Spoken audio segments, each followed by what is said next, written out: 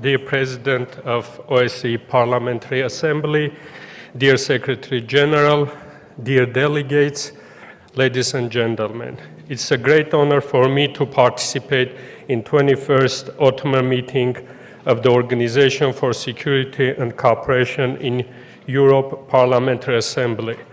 I want to thank the organizers for this important initiative of holding the conference in Armenia.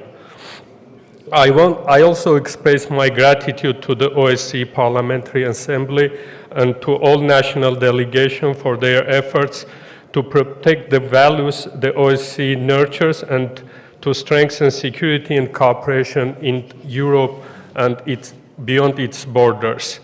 The rapidly changing nature of modern globalized world dynamically transforms regional security systems as well as political, economic, social processes within the states.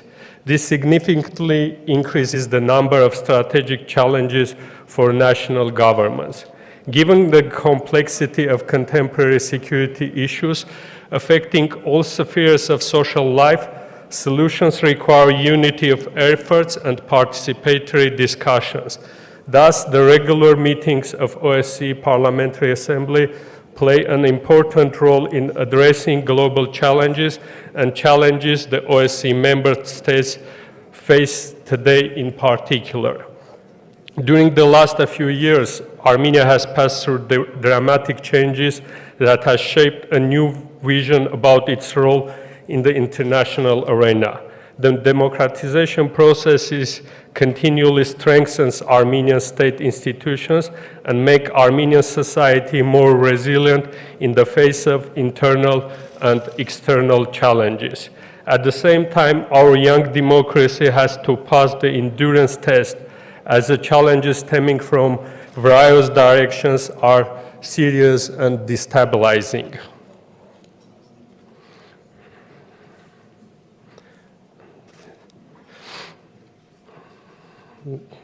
However, we strongly believe that the democracy will endure since the government of Armenia has a strong political will to deepen democratic governance and people of Armenia showcase strong support for democratic values. This unity of vision between the people and the government of Armenia provide conditions for democracy to succeed. In this context, international community's unwavering support to Armenia's democratization will ensure the success of Armenia's democracy. Armenia wants peace in the region, and we're firmly committed to this peace agenda and interested in the possibility of peace agreement with Azerbaijan. Unfortunately, on September 19th, Azerbaijan launched an attack on Nagorno-Karabakh, where in the presence of Russian peacekeepers, the ethnic cleansing of the indigenous Armenian population happened, and more than 100,000 Armenians in Nagorno-Karabakh had to flee and come to Armenia. Notwithstanding all the difficulties we face today, Armenia stands ready to work with international partners to bring peace and prosperity to the region. In this context, the delimitation of borders between Armenia and Azerbaijan plays a significant role in creating regional stability. Armenia has publicly and transparently stated that Almaty Declaration is a fundamental document based on which Armenia and Azerbaijan must recognize each other's territorial integrity and sovereignty. In fact, on October 6 of 2022 in Prague, Prime Minister Pashinyan and President Aliyev confirmed their commitment to Almaty Declaration in a meeting facilitated by President Macron and President Michel. It's also notable that during the Brussels negotiation processes, an agreement was reached for the leaders to publicly recognize the exact size of the territory of the neighboring country to signal their commitment to the peace process. On May 14th of 2023, following the trilateral meeting in Brussels, President Michel stated that, quote, the leaders confirmed their unequivocal commitment to 1991 Almaty Declaration and the respective territorial integrity of Armenia, which is 29,800 square kilometer and Azerbaijan 86,600 square kilometer. President Michel reiterated the same on July 15th. Additionally, on October 5th, 2023, quadrilateral meeting of Prime Minister Pashinyan, President Michel, President Macron, Chancellor Scholz in Granada resulted in a statement reconfirming above-mentioned position. The next important step towards the peace process is future arrangement for unblocking of the regional transportation and economic links. Armenia indeed is interested in promoting inclusive peace in the region and cross-border connectivity in South Caucasus. In achieving the objective of unblocking the communication lines, Armenia emphasizes the importance of respecting the following four principles: sovereignty, jurisdiction, reciprocity, and equality. We believe that an interconnected and economically prosperous region would be imperative for sustainable peace. It is with this understanding that Armenia has presented the Crossroad of Peace project. This initiative aims at development of communication between Armenia and the neighboring countries. Crossroads of the Peace has a great potential in efficiently linking the Gulfs, the Black Sea.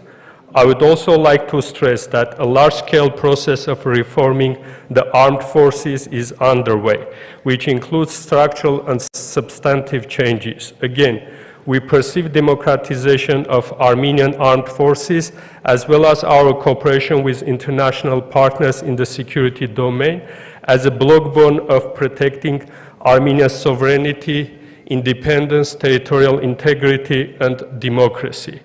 In this context, I would like to take the opportunity and extend my appreciation to the National Platform for Democratic Oversight of the Security Sector, established with the support of OSCE under Defense and Security Committee of National Assembly of Armenia. We are looking for support from OSCE within the platform, especially in the process of developing an anti-corruption strategy for armed forces, revising the proper governance and strengthening good conduct in the defense and security sector teaching program, and the human rights in the armed forces subject taught in military training institutions. I would like to stress that the Office of the Security Council of Armenia is the part of the platform and will continue to support this important initiative. In conclusion, I would like to emphasize that the security is a multi-layered concept and it addresses political, military, economic, environmental, and human rights realms.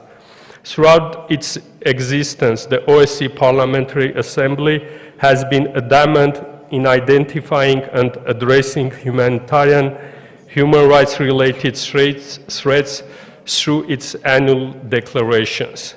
Armenia stands with the OSCE in its hard work that addresses issues ranging from the fight against terrorism to climate change, women empowerment, supporting programs that target the youth for a better future.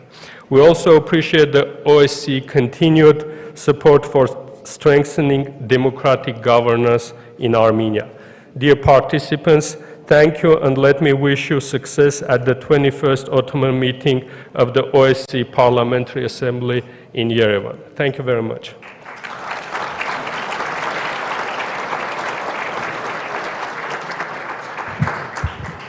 Thank you very much, Mr. Grigorian, for your wise words on security and peace in this region. And now, dear colleagues, dear delegates, it's time for open debate. I hope to hear from many of you. This debate is an opportunity not only to reflect on what we have heard, but also to share your thoughts and ideas about the role of our organization in these very difficult times. The registration for the list of speakers is already closed. I currently have 45 speakers on my list, and I will ask you please to keep your remarks for up to 2 minutes maximum so that we can hear from everybody. And the first speaker on the list will be Mrs. Daniela de Rieder of Germany, followed by Mr. de Milly from France. Vielen Dank, sehr geehrte Frau Präsidentin, liebe Frau Generalsekretärin Schmidt, lieber Herr Generalsekretär Montella. Seit unserer letzten Tagung in Vancouver ist die Welt leider nicht sicherer geworden oder friedvoller. Wir erleben neue Krisen. Der Exodus der armenischen Bevölkerung etwa aus der Region Bergkarabach bedeutet eine große Herausforderung für Armenien. Wir haben es gerade gehört. Und es ist gut, dass Armenien unsere diesjährige Herbsttagung ausrichtet. Ich möchte dafür stellvertretend dem armenischen Delegationsleiter Sargis Kandanyan herzlich danken. Ferner waren aber auch die Terrorattacken der islamistischen Hamas vom 7. Oktober diesen Jahres ein beispielloser Angriff, den wir auf das Schärfste verurteilen. Ich hatte vergangene Woche Gelegenheit, Familienangehörige von Entführten zu treffen. Dies war ein äußerst trauriges Ereignis. Mehr als 240 israelische Geiseln befinden sich immer noch in Gefangenschaft der Hamas-Terroristen. Was in Israel passiert, muss uns interessieren, denn Israel ist Partnerland der OSZE und hat nach der UN-Charta das Recht auf Selbstverteidigung. Dies muss nach dem humanitären Völkerrecht und der Genfer Flüchtlingskonvention aber verhältnismäßig ausgeübt werden. Militärische Angriffe gegen Krankenhäuser, Schulen und andere zivilen Einrichtungen müssen zwingend unterbleiben. Lassen Sie uns deshalb einen sofortigen humanitären Waffenstillstand in Gaza fordern, damit Lebensmittel, Trinkwasser, Medikamente, Strom und Brennstoffe geliefert werden können. Und vergessen wir über all dieses Elend nicht das Elend in der Ukraine, die gerade beim nahenden Winter auch weiterhin unsere Unterstützung und unsere Solidarität benötigen, politisch und militärisch. Liebe Kolleginnen und Kollegen, es kommt auf uns an, bei der Frage, ob Frieden eine Chance hat. Und lassen Sie mich damit enden, dass ich sage, all diejenigen, die glauben, Auge für Auge sei eine gute Politik, halte ich dagegen mit Mahatma Gandhi. Auge für Auge, sagt er, führt nur dazu, dass die ganze Welt erblindet. Vielen Dank.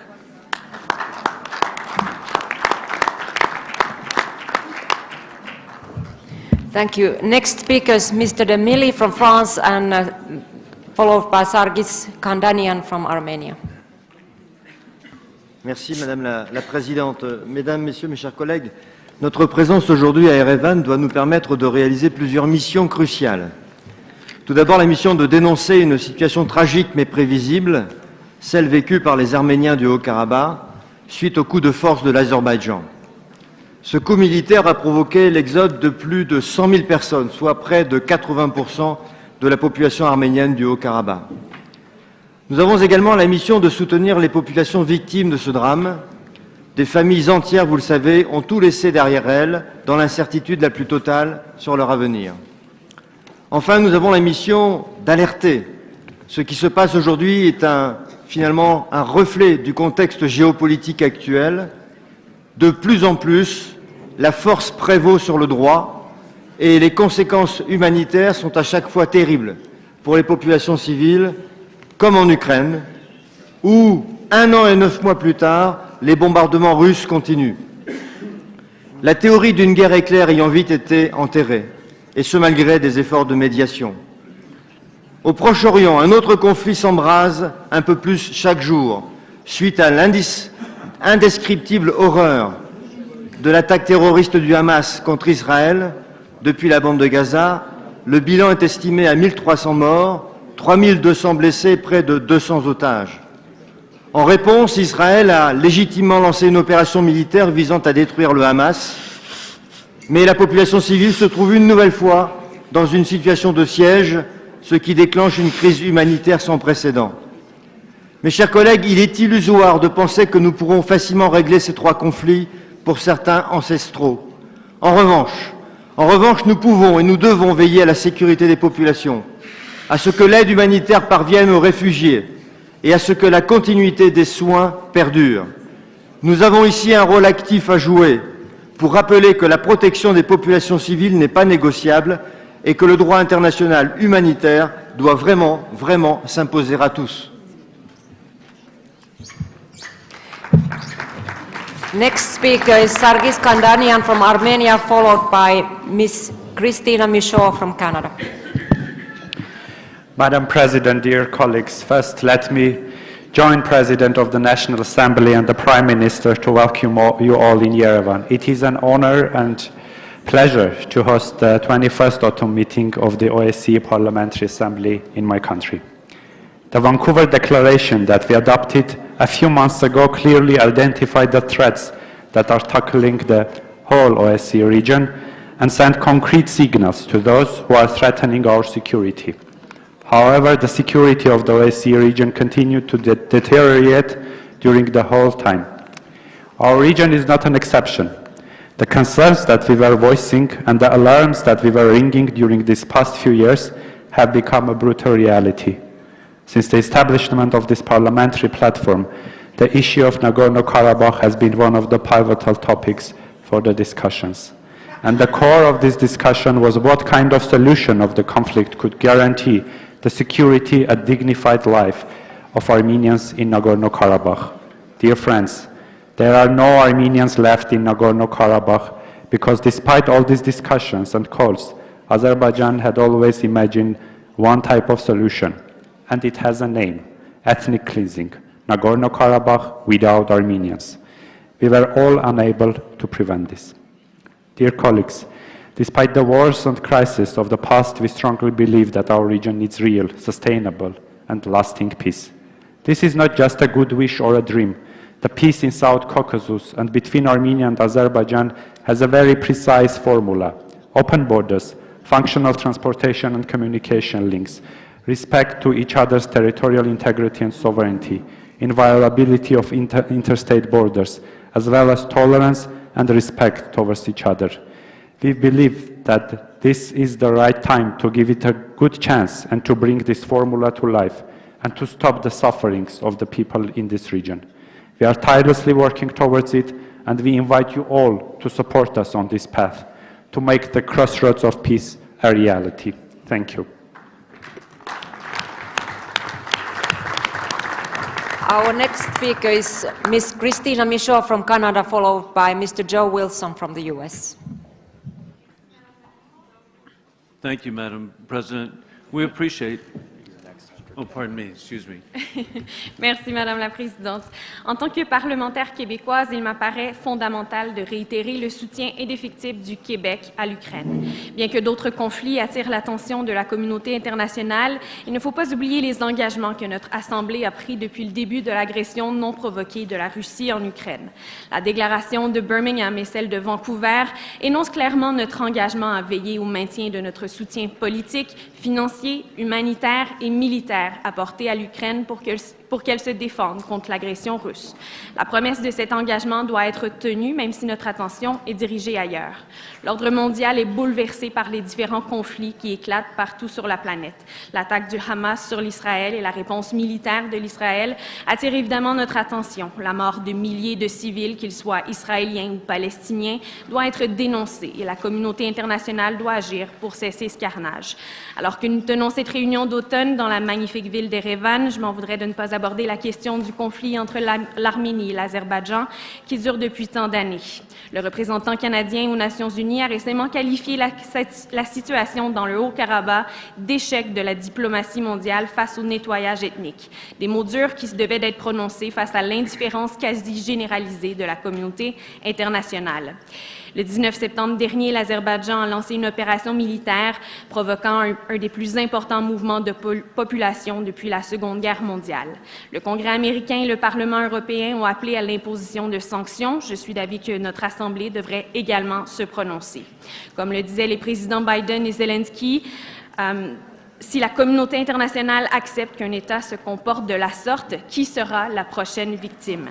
Dans le but de poser un geste clair de soutien au peuple arménien, le Canada a célébré le 25 octobre dernier l'inauguration de l'ambassade canadienne à Erevan. J'exhorte les membres de cette Assemblée à afficher clairement leur soutien à toutes les personnes touchées par les conflits qui déchirent cruellement des vies humaines. Que ce soit pour l'Ukraine, l'Arménie, Gaza ou n'importe où dans le monde, rappelons-nous que le recours à la force ne peut et ne mènera jamais à la stabilité et à une paix durable. Merci.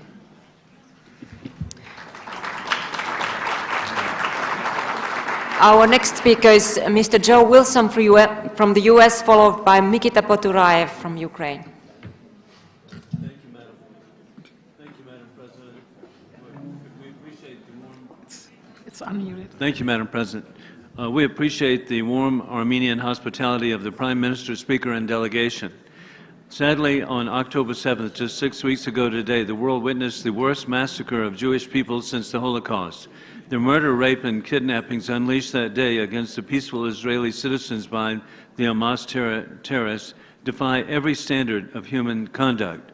Murders included 33 Americans and kidnapped including citizens of Germany, Argentina, France, America, Ukraine, Russia, and China. We mourn every single innocent life lost and pray for the well-being of the loved ones left behind.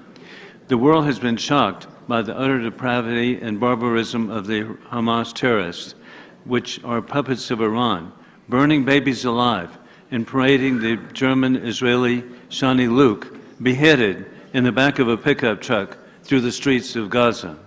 The situation in Gaza serves a stark reminder of terrorist regimes' pose to national security and humanity itself.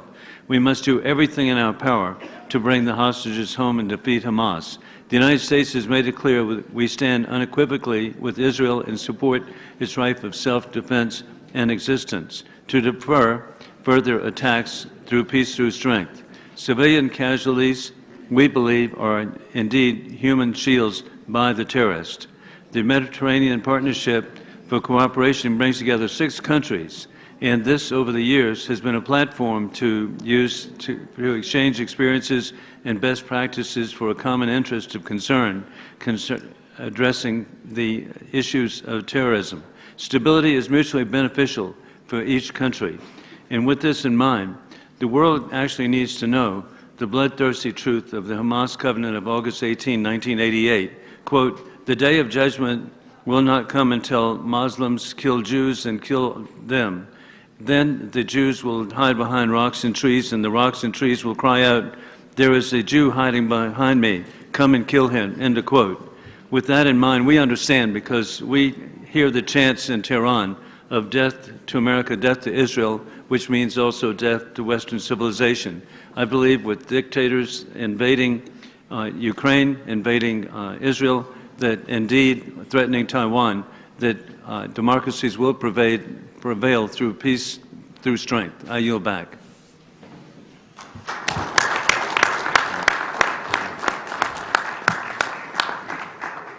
Our next speaker on the list is Nikita Poturaev from Ukraine, followed by Margareta Cederfelt from Sweden.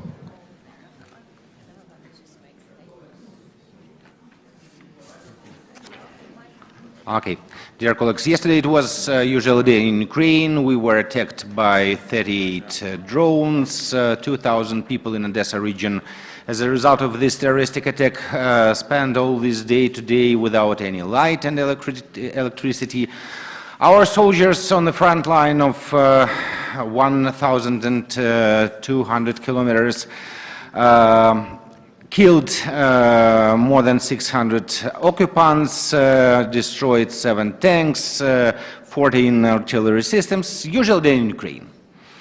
But we are here not to remind you that it is full-scale conventional war in the center of Europe. We are here to support peace in Caucasus region. We are here to support peace between Armenia and Azerbaijan. We are here to say that peace is possible when 2 nations with old and great history respect their internationally recognized borders, their sovereignty and territorial integrity. Peace is possible when nations respect their languages, their culture, their traditions. And peace is possible when there is no destabilizing factor in the region. And we are absolutely sure that sustainable, long-lasting peace here between Armenia and Azerbaijan is possible.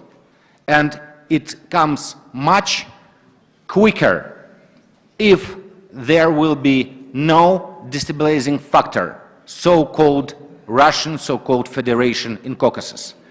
And so as so-called Russian Federation has to stop its destructive activity in our organization, blocking our business. So it has to stop its destabilizing activity here in Caucasus. As soon as Russia leaves Caucasus, there will be peace between Armenia and Azerbaijan.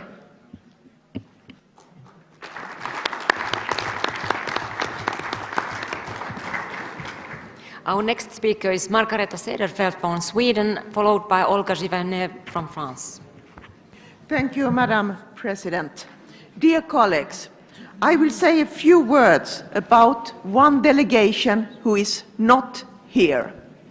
One delegation who is behind a lot of the conflicts in OSCE region. A country who is attacking Ukraine and several others. I say this because there is a huge risk that the war against Ukraine will go on for a long time. But it's not only about Ukraine, it's about our whole region. And I would like to go to another string here, and that's about what politics is about. It's about the right to speak freely. It's about the right to have a view. And there is one person I would like to mention here who criticized Russia's war in Ukraine. He did it when he was in Russia. He knew very well that there was a law, and the law does still exist, that prohibit any critical voice against Russia's war on Ukraine. Vladimir Kara-Murza. He is today in jail. He has been sentenced to 15 years in jail. He is in Siberia. He has no right to medical care. His health is in trouble. And I think it's our duty to support those people who dare to speak out, who do it in the name of democracy. And we have to act for release of Vladimir Kara-Murza. Thank you very much, Madam President.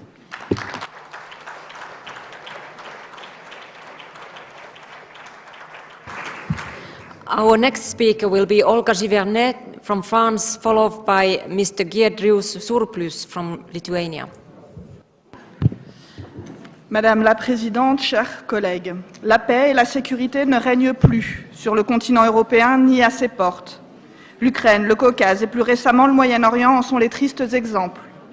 On assiste à nouveau avec effroi au terrorisme pseudo-religieux, à la barbarie, aux crimes de guerre, voire aux crimes contre l'humanité. Les victimes ne sont pas que des soldats. Les civils sont pris pour des cibles et détenus, torturés ou assassinés. Fin septembre, l'UNHCR annonçait plus de 114 millions de personnes déplacées de force depuis le début de l'année. L'OSCE a pour mandat d'alerter les précoces, la prévention des conflits, la contribution à leur règlement et la gestion des situations post-conflit. Elle s'efforce de promouvoir la coopération, la sécurité et l'ancrage de la démocratie. Au regard de la situation actuelle, on ne peut que s'interroger sur son échec ou son utilité. D'ailleurs, je regrette une fois encore l'absence de la présidence en exercice à notre réunion aujourd'hui. L'OSCE aurait-elle pu empêcher ces conflits? Elle l'a tenté, notamment grâce à la mission spéciale d'observation, au programme de soutien à l'Ukraine, au groupe de Minsk, au groupe de travail chargé de rapprocher les parties. Visiblement, ce n'a pas été suffisant si l'on se réfère à la violation manifeste des principes, notamment de la Charte de Paris et de l'acte final d'Helsinki. Qu'est-ce qui empêche la réalisation d'une véritable paix et sécurité en Europe? Les raisons sont nombreuses. L'absence de véritables mécanismes de sanctions, de conséquences politiques voire juridiques, la règle du consensus ainsi que les intérêts personnels et la mauvaise foi de certains États. Les dispositifs n'ont pas permis d'éviter ces conflits ou de les résoudre durablement et pacifiquement. Aussi, il me paraît urgent de renforcer l'OSCE afin de lui redonner crédibilité et utilité. Je souhaite ainsi qu'au cours du Forum méditerranéen de lundi matin, la coopération de l'OSCE avec nos partenaires permettre d'éviter une escalade du conflit au Proche-Orient. Enfin, je souhaite rappeler à nos collègues arméniens qui nous reçoivent aujourd'hui et que je remercie l'engagement de la France aux côtés de l'Arménie. Je veux réaffirmer le soutien de la France à sa souveraineté et à son intégrité territoriale. Je vous remercie. Our next speaker will be Giedrius Surplus from Lithuania, followed by Mr. Dan Barna from Romania. Thank you, Madam President. Dear colleagues, I would like to first use this opportunity and congratulate our neighboring country, Latvia, for her Day of Independence today. And I'm just calculating that we have close to 20 countries in this room that are celebrating their independence from Russia. And some of them, they do it 2 times per year because they have 2 liberations. So 2008, Russia occupied part of Georgia. 2014, it started the aggression against Ukraine, which continues up until this day. In 2020, we saw people being beaten, raped, and put to jail in Belarus, and it still goes on now. We recently saw the conflict over Nagorno-Karabakh. We have the Hamas terrorist attack against Israel. We have a range of conflicts in Africa. And in this burning world order, we do need efficient and effective OSCE. But dear ladies and gentlemen, sadly, Russia effectively turned the strength of this organization, its consensus rule, against it. Russia's exploitation of consensus goes beyond blocking unfavorable decisions. It is obvious that Russia wants to destroy the organization, since due to Russia's abuse of consensus rule, the OSCE cannot approve its budget, we are hearing about it today, extend leadership mandates, or even agree on next year's chairmanship. The only way for the OSCE to move forward is to isolate the aggressor from the organization, or at least any decision-making processes. The delegation of Lithuania, therefore, calls on the OSCE chairman in office not to allow the Minister of Foreign Affairs of Russia to take part at the OSCE Ministerial Council that's due this month in Skopje, just as this was prevented last year in Lodz. Finally, I would like to express Lithuania's full support for Armenia in comforting and accepting the war refugees, and I wish to reiterate Lithuania's strong and unwavering support to Ukraine's independence, sovereignty, and territorial integrity within its internationally recognized borders, and our solidarity with the courageous people of Ukraine. We are and we will keep standing with you until your victory. Slava Ukraini!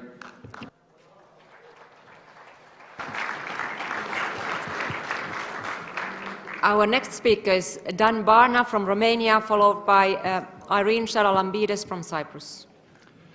Thank you, Madam President. Dear colleagues, in the past 2 years, the world as we used to know it changed significantly. OSCE needs to adapt it, and so his member countries. Even since the start of Russia's illegal, unjustified, and unprovoked war of aggressions against Ukraine, the international community has invested significantly in the means provided by the international law.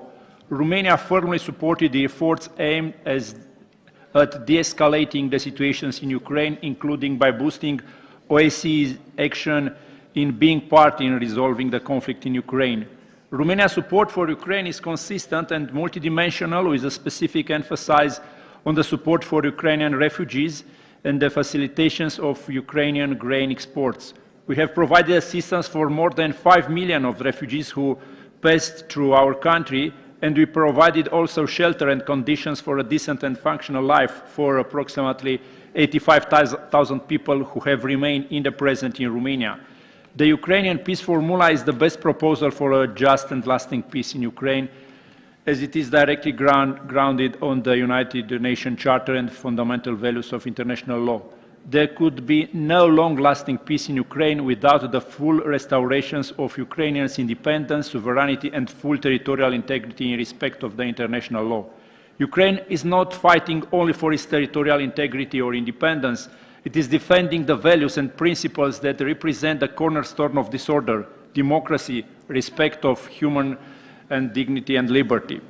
As the Russian Federation continues its war of aggression against Ukraine and its destabilizing actions, I would like also to address Ukrainians' most affected neighbor by Russia's conduct, the Republic of Moldova. In the light of Russia's interference in the international affairs of the Republic of Moldova, as seen during the local elections earlier this month, imagine, because I was there, imagine 15 new clone parties involved in elections, for all of the parties you can dream, the Russians created a clone there in Moldova. We need to support Chisinau in strengthening core institutions and building resilience. With the help of their international partners and by fulfilling the European conditions for a sustainable and irreversible European path, these objectives can be achieved by Moldova, by Ukraine, by this region, by this conflict, by the whole region. Thank you very much. Next speaker, Irene Charalambides from Cyprus, followed by Robin Wagener from Germany. Thank you, Madam President. We are dealing with an extremely concerning situation in the OSCE area. The war in Ukraine after Russia's illegal invasion continues with no end in sight.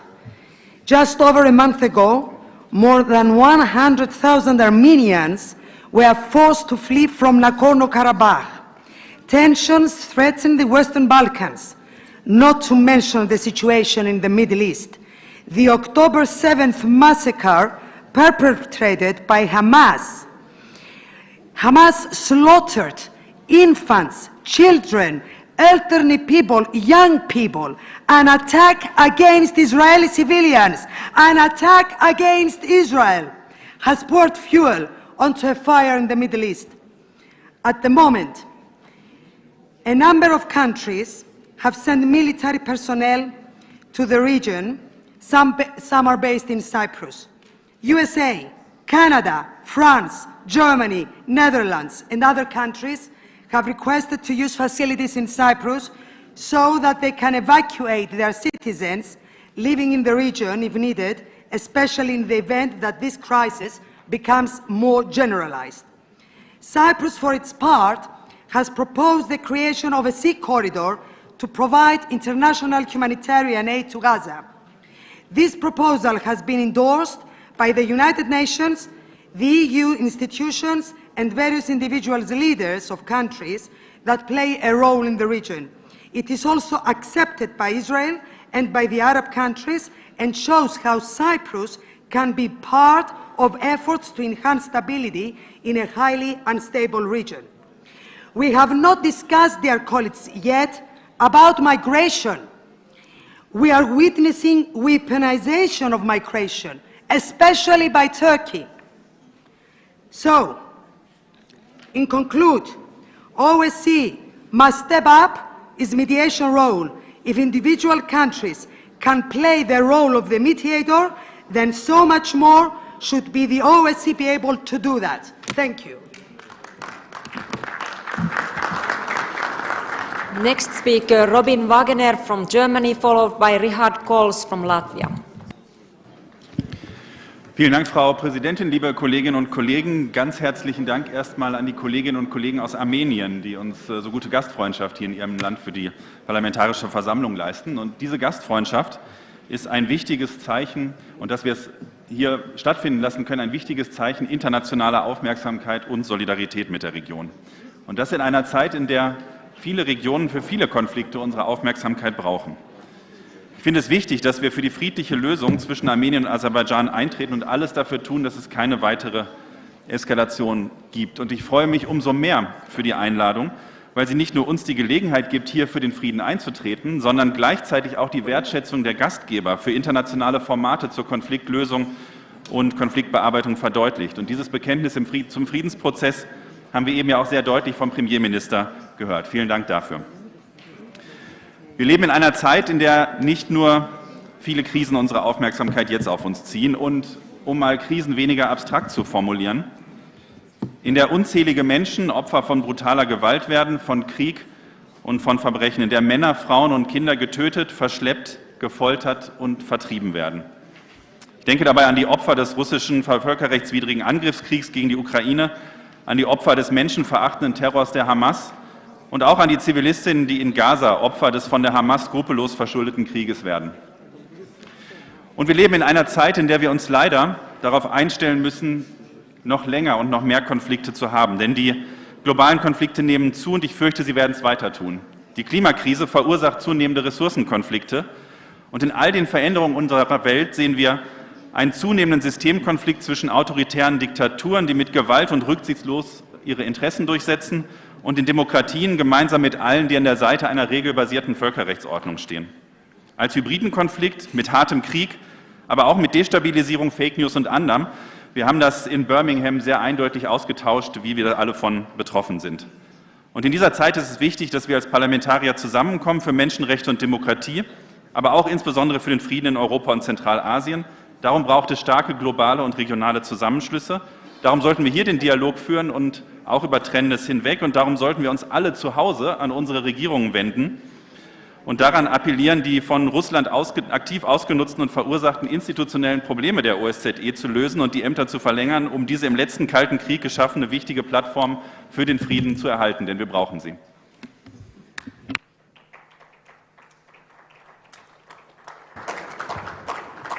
Our next speaker is Richard Kols from Latvia, followed by Mr. Bocorisvili from Georgia.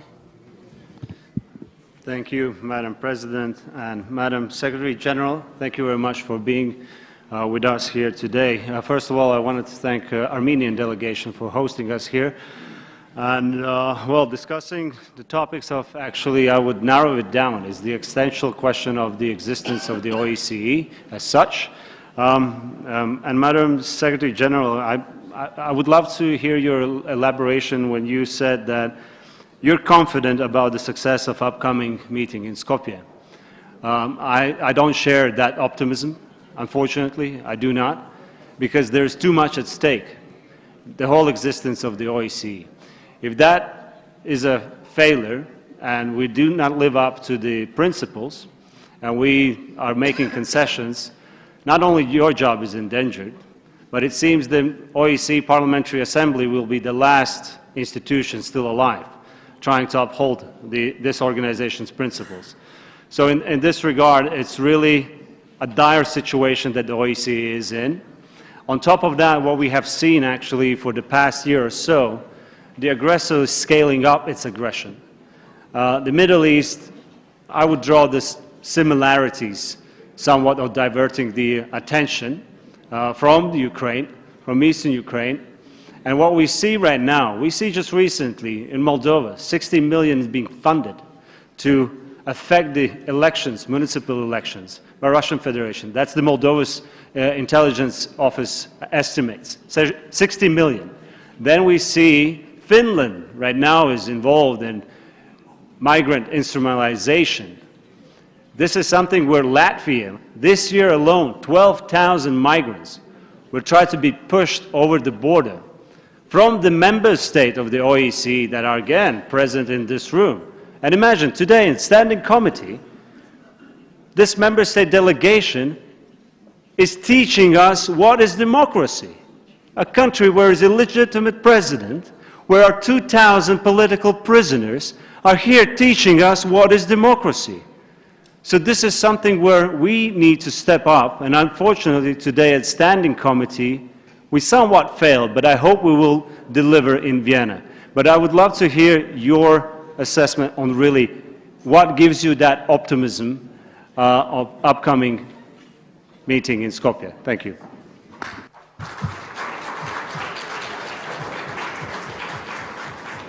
Our next speaker is Mr. Potochvili from Georgia, followed by Ville Kaunisto from Finland.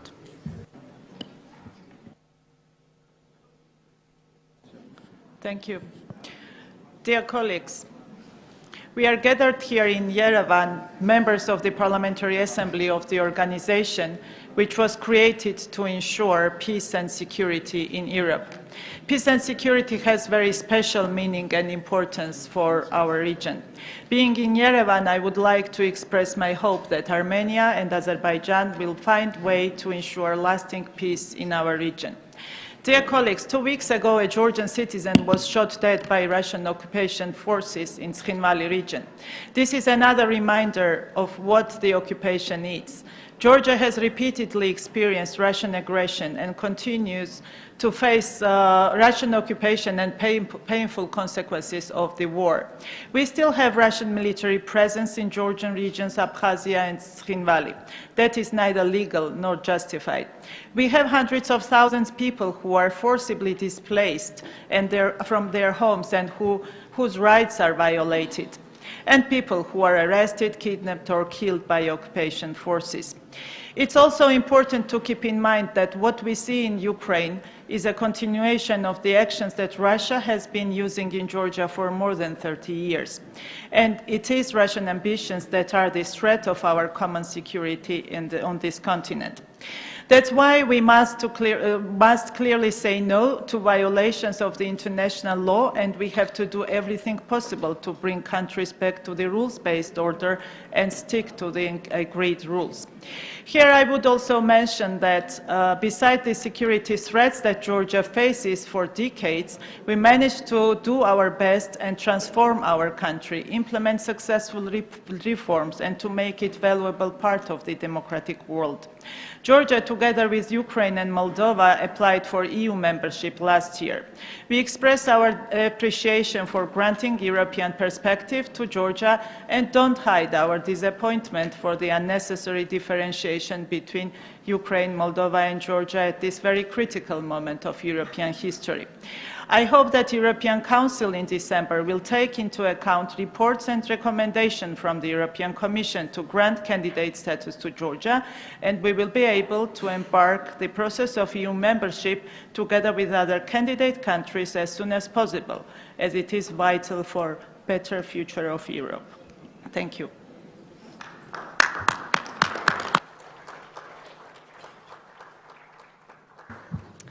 Our next speaker will be Mr. Ville Kaunisto from Finland, followed by Mr. Per Joan Pons from Spain. Thank you, Madam President. Dear colleagues, this is my first PA meeting as the head of our delegation, and it is a great honor to follow the footsteps of legendary Ilkka Kanerva and to have my dear colleague Pia Kauma as a president of OSCE PA. Finland strongly condemns Russia's ongoing brutal war in Ukraine, and we will stand with Ukraine as long as needed. We also want to strongly condemn Hamas's attack in Israel. These terrible examples are part of untroubling times in the world. This we know well, being here in Armenia. Thank you, Armenia, for having us. Madam Chair, condemning is not enough. We must build lasting peace. I want to emphasize our strong history in building peace around the world and remind us all that Finland and the world lost a huge person and great example of peace building as Nobel Peace Prize winner President Martti Ahtisaari passed away recently. May he rest in peace. He certainly deserves it. These are the grand steps that our delegation will follow in building peace and at the same time strengthening OSCE and reminding about the key focus points of OSCE towards our upcoming chair 2025. Let us keep in mind, if there was no OSCE, we would have to build it today. Thank you.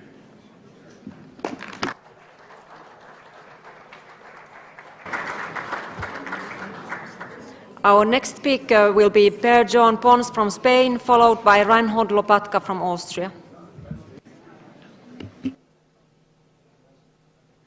Muchísimas gracias, Presidenta, en primer lugar. Y, en segundo lugar, en nombre de la delegación española, darle las gracias a la delegación armenia por la invitación y por centrar el conflicto precisamente ahora en el terreno, ¿no? Aquí precisamente en su país. Y, por tanto, es una oportunidad para ellos y para todos para poner en evidencia la situación en la que estamos. Solamente unos apuntes. Yo soy optimista.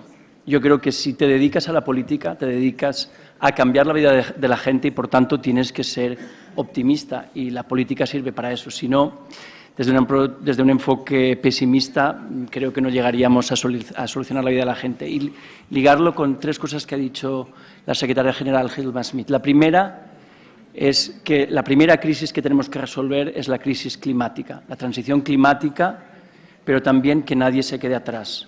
Para mí eso es fundamental y ese es uno de los roles de la Asamblea Parlamentaria y también de la OSCE. La segunda, que es lo que está circulando también, es que los ciudadanos no se sientan lejos de las instituciones y no sientan que la democracia no les sirve para nada.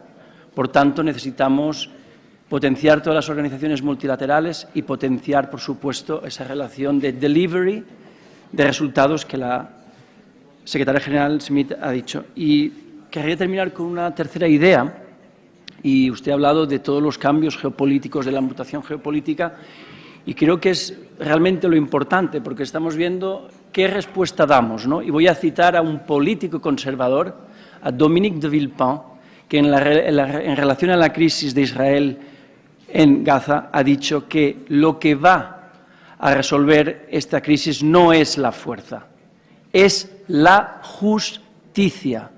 Y, por cierto, deber de solidaridad y deber de humanidad con el pueblo de Israel. Pero no hay que olvidar que el pueblo de Gaza está secuestrado 2 veces, por Netanyahu y por Hamas. Muchas gracias.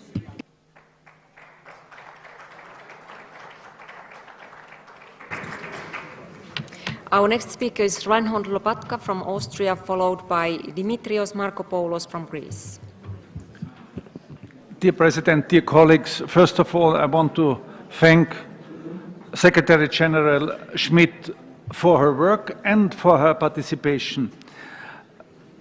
Yes, we see a lot of obstacles for your work, but the most important thing is that we show that OSCE, BA, and OSCE are still functioning. You mentioned it in your speech, and we tried to do it last time in Poland when we observed the elections, next time when we go to Serbia. And this is important in times where from meeting to meeting we are facing more and more conflicts. It's a ring of conflicts around the European Union and also a ring around the member states of OSCE. I want to be focused in this short time on Nagorno-Karabakh. After the massive exodus of the Armenian people, which is a tragedy, and it's a tragedy that we could not avoid it. But now we have to do everything, and I have here big concerns for the preservation of cultural, religious, and historical heritage in the region. And we have to urge our Azerbaijani friends to refrain from further destroying and neglecting or altering the origins of cultural, religious, and historical heritage. And here, I hope we can reach it, that it is possible to preserve and protect and promote this still existing rich diversity. The protection of the Armenian cultural, historical, and religious heritage in Nagorno-Karabakh in line with UNESCO standards and the Azerbaijani's international commitments has to be on the agenda also of OSCE. What we need, of course, is a comprehensive peace agreement between Armenia and Azerbaijan, but it has to include the protection of this Armenian heritage and also the protection of the property of the people who were forced to leave their homes. Here, it is a very, very strong task also for OSCE to reach these results. Thank you.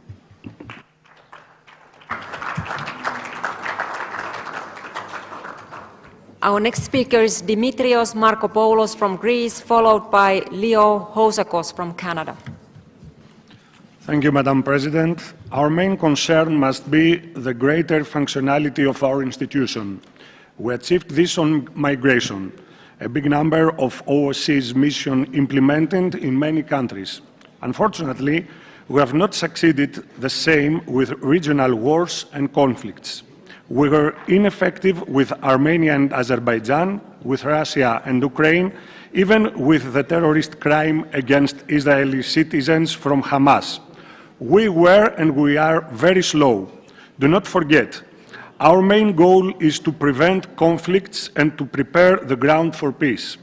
As an organization, we need a new compass, a new approach, a new vision and orientation. We must be more proactive and more political and diplomatic energetic. Effectiveness is the word we need. We are not so effective. We have to see the truth. It is clear that OSCE's obligation is to force on the negotiating table Russia and Ukraine, Armenia and Azerbaijan. Greece, my country, already made it with Turkey. Aggression is not the proper way. Thank you very much.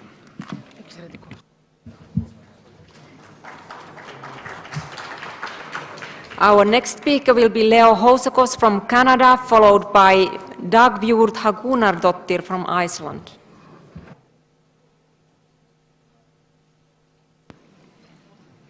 Thank you. Dear friends, democracy, human rights, and the rule of law is under attack and has never been under a more precarious situation in my lifetime. We have seen over the last few years, particularly what has happened in Ukraine, what's happened in Artsakh, some of you call it as Nagorno-Karabakh. Democracies we always run when it's a little bit too late, after the egregious behavior takes place, after we see these nations contravening the rule of law, after we see illegal and inappropriate military action. And we run at a consequence that costs democracies and states like ours a huge amount. Not just the human crisis, but the actual economic crisis as well, which happens to these particular regions and spreads out. We need to take concrete action. When you have 120,000 people in Artsakh, Armenians being displaced, and absolutely the world has forgotten about it. There should be no double standards. Just because the people of Armenia, the people of Artsakh don't have oil and gas, their lives, their democracy, their human rights are not any less important than a nation like Azerbaijan.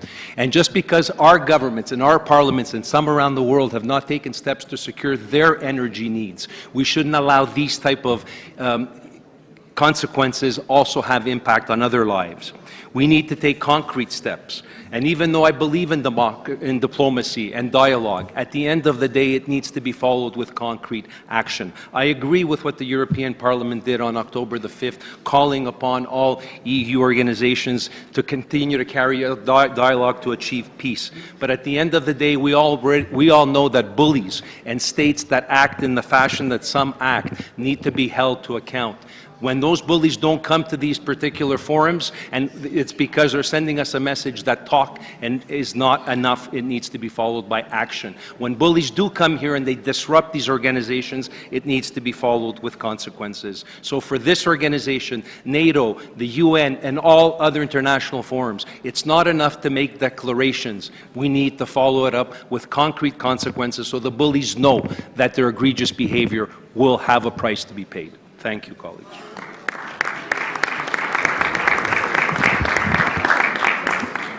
Thank you. The next speaker will be Dagbjörg Hagunardóttir from Iceland, followed by Valérie Boyer from France. Madam President, dear colleagues, on the 24th of last October, all women in Iceland, including immigrant women, were encouraged to go on strike, to stop working, both paid and unpaid labor. In a powerful display of solidarity, over 100,000 women of our nation, which consists only of 370,000 inhabitants, joined their forces. The strike brought attention to persisting gender disparities in Iceland and the urgent need for action. The strike also highlighted the pressing issue of gender-based and sexual violence. Shockingly, over 40% of women say they have experienced such violence in their lifetimes, with transgender individuals, women with disabilities, and women of color experiencing even higher rates of violence.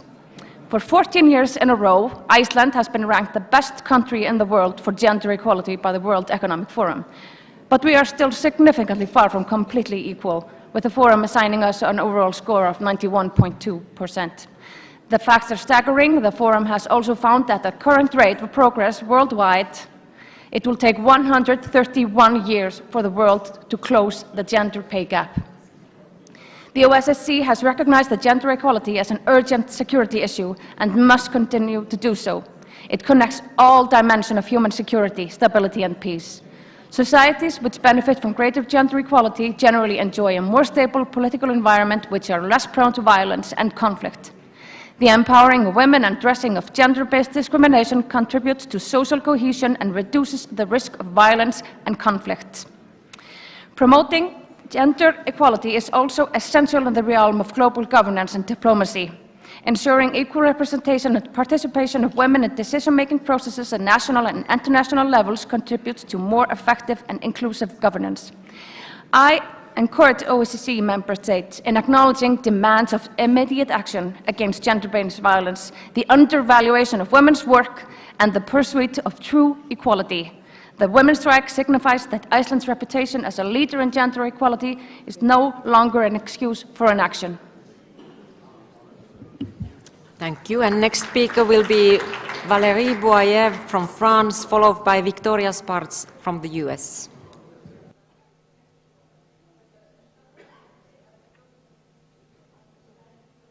Est en Europe.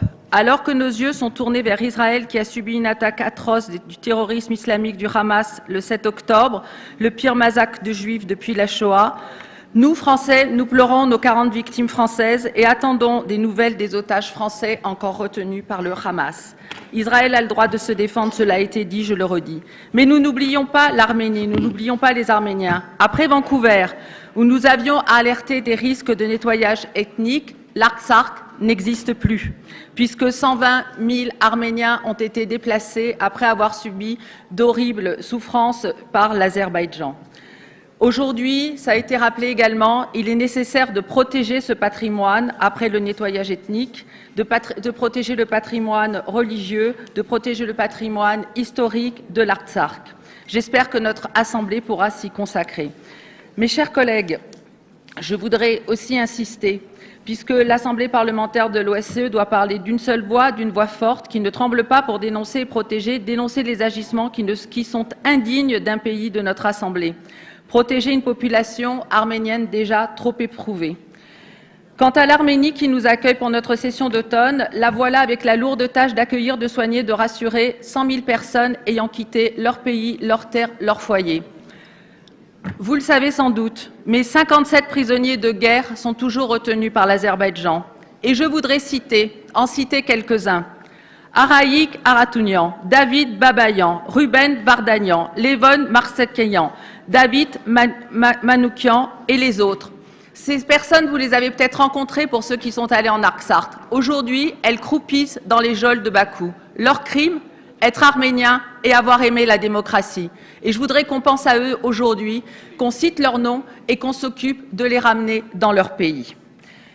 Mes chers amis arméniens, vous avez un grand rôle, une grande responsabilité.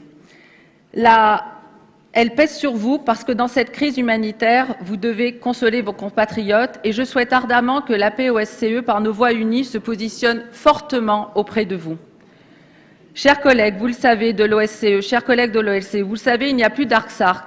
Aujourd'hui, faisons en sorte que l'intégrité territoriale de l'Arménie, qui est menacée, ne soit pas encore une fois mise à mal. Tout à l'heure, le Premier ministre Pachinian nous a présenté un plan de paix.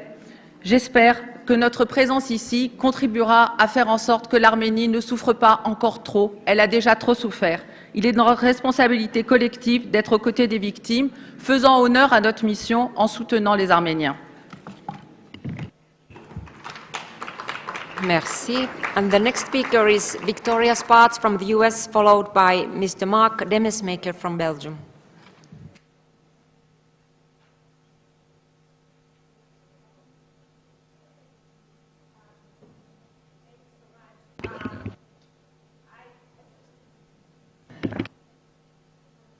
Okay, can you hear me? Sorry.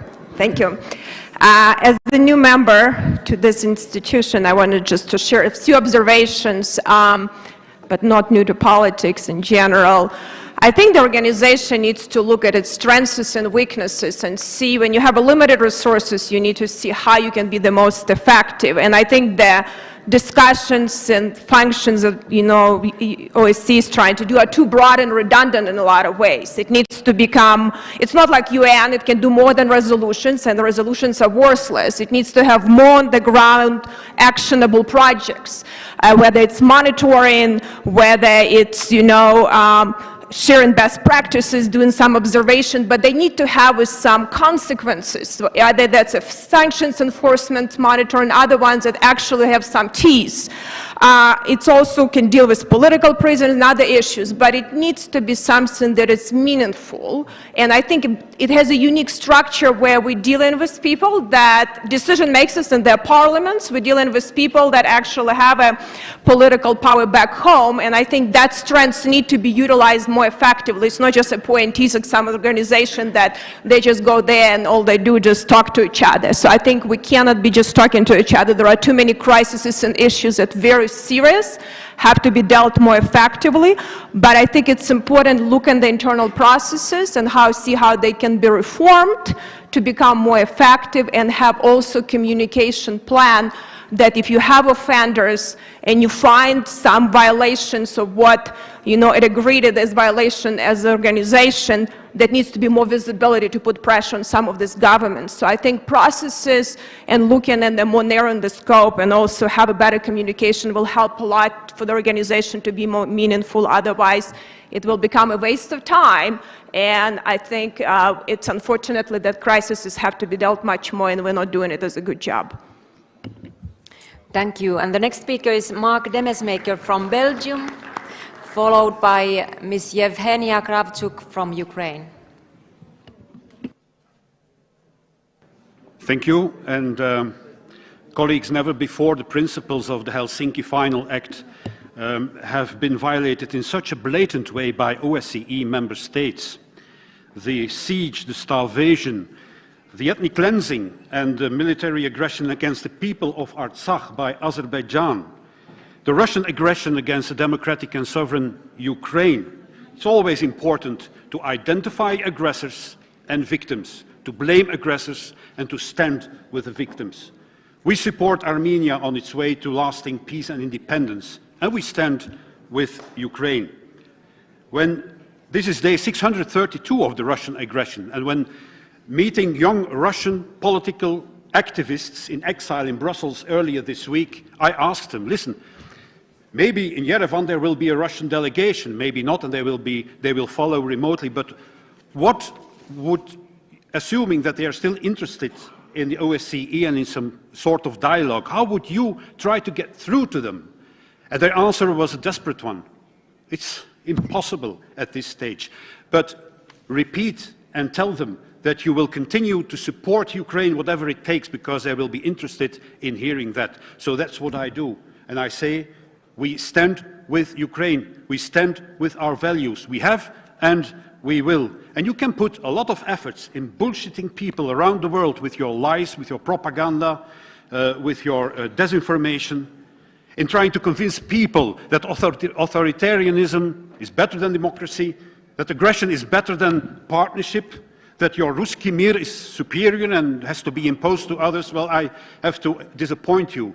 When I was in liberated Kherson 3 weeks ago, I saw nobody who wants to return to your glorious Ruski Mir. Madam President, the biggest enemy of imperial Russia or other imperial states is the unity of the civilized world. That is our role, to continue to show this unity.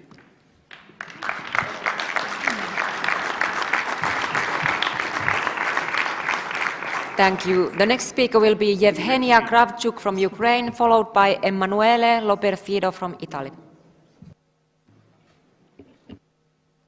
Dear colleagues, just because my colleague Mikita Puturayo said that 38 Shaheeds flying to Ukraine, over 2,000 of people because of that lost electricity is normal, it doesn't mean that you have to forget about it. And we have to remember that Ukraine is fighting for you as well. You mentioned about democracy, about the values that we share. Well, we fight for these values. And Russia would like you to be distracted from the war in Ukraine. They would like and will do and will put on fire different corners of the world to be distracted, to wait until you all get tired and sort of, then forget about the whole thing. Ukraine cannot forget, because if we stop, there will be no Ukraine. There will be no delegation coming to OSCE saying about what's going on in our part of the world. And today in the morning, I've heard some regrets that Russians are not on board, we cannot have dialogues. Well, I'm totally sure that Russia wants this board to think, to drown. And what happens, what crew does if someone wants to damage the board? They throw them overboard. That's what we need to do. We have to isolate the aggressor and not give them opportunity to block the whole thing. And the last thing, I would like to express my gratitude and express my appreciation to a small country, Estonia, that presidency is being blocked by Russia in 2024. Just imagine, a tyrant is blocking a democratic country, and we cannot say that it is normal. Thank you.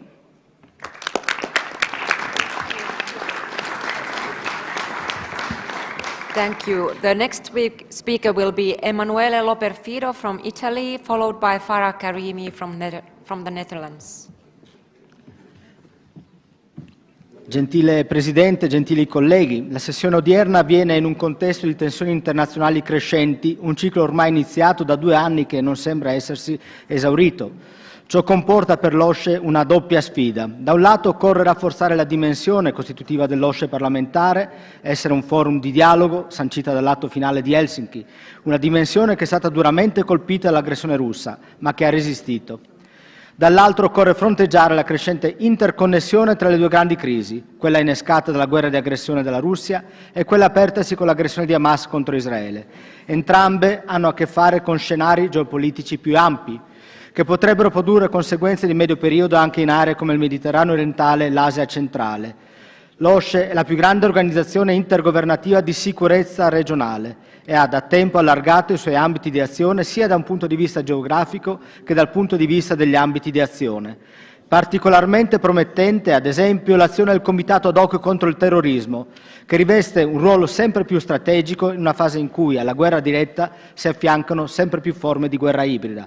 Le azioni di destabilizzazione e disinformazione, talora di vero e proprio terrorismo, costituiscono sfide drammatiche ai valori di stabilità, pace, democrazia e rispetto dei diritti umani tramite il dialogo che l'OSCE persegue. Coerentemente con la politica che il governo italiano persegue è necessario rafforzare l'azione svolta nell'Europa dell'Est, nei Balcani, prestando una specifica attenzione per il Mediterraneo. Del resto già l'atto finale di Helsinki riconosceva che la relazione che esiste nel più ampio contesto della sicurezza mondiale, fra la sicurezza in Europa e la sicurezza nell'area del Mediterraneo, e da qui i partenariati con Algeria, Egitto, Israele, Giordania, Marocco e Tunisia, ai quali altri ne dovrebbero aggiungersi. È importante che su questo ci sia una visione comune, che non si guardi cioè alla sicurezza mediterranea come un elemento di distrazione rispetto al focus sulla situazione in Ucraina e sul consolidato focus euroasiatico. Sarebbe un errore molto grave perché si perderebbe di vista quella connessione che hanno invece ben presenti gli attori ostili, come la Russia, che in questi anni hanno operato non solo con la guerra aperta, ma anche con pervasive politiche di destabilizzazione. Posso assicurare che su questi temi l'impegno della delegazione italiana sarà sicuramente costante, anche ricercando a livello nazionale tutti gli appoggi necessari per svolgere un lavoro realmente efficace. Grazie. The next speaker will be Farah Karimi from the Netherlands, followed by Mekmurad Mohamedov from Turkmenistan. Thank you, Madam Chair. Sincere thanks to our Armenian colleagues for their hospitality. I would like to express my gratitude to Prime Minister Pashinyan for his constructive and peace-seeking address this afternoon. Also congratulate Armenia on becoming the 124th member state of the International Criminal Court. This milestone is a clear indication of Armenia's strong commitment to justice and human rights at an international level.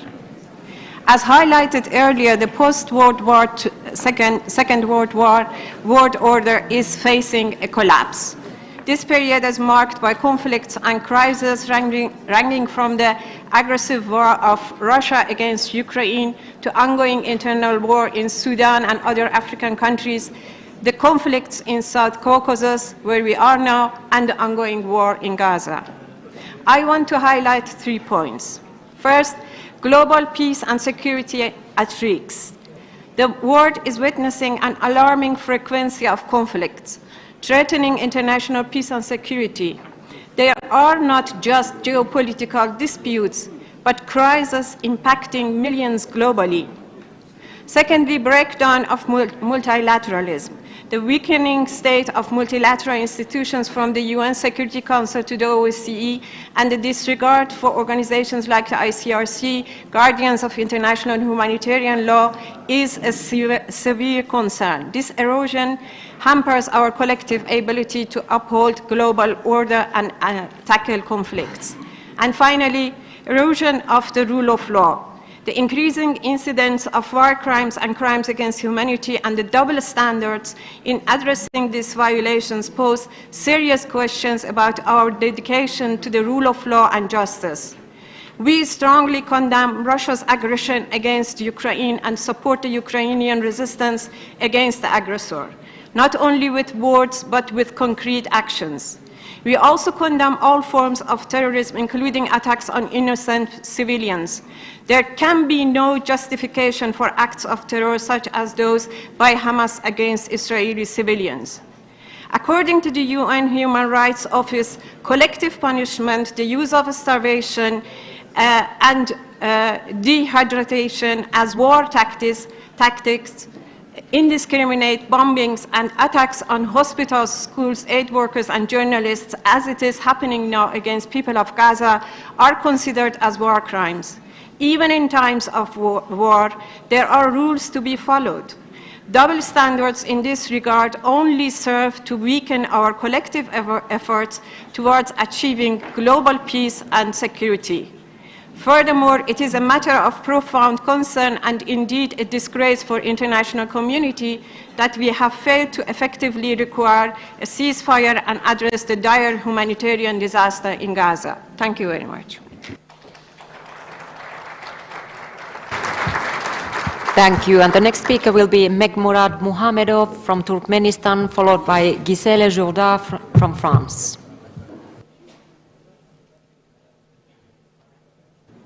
Thank you, Madam President.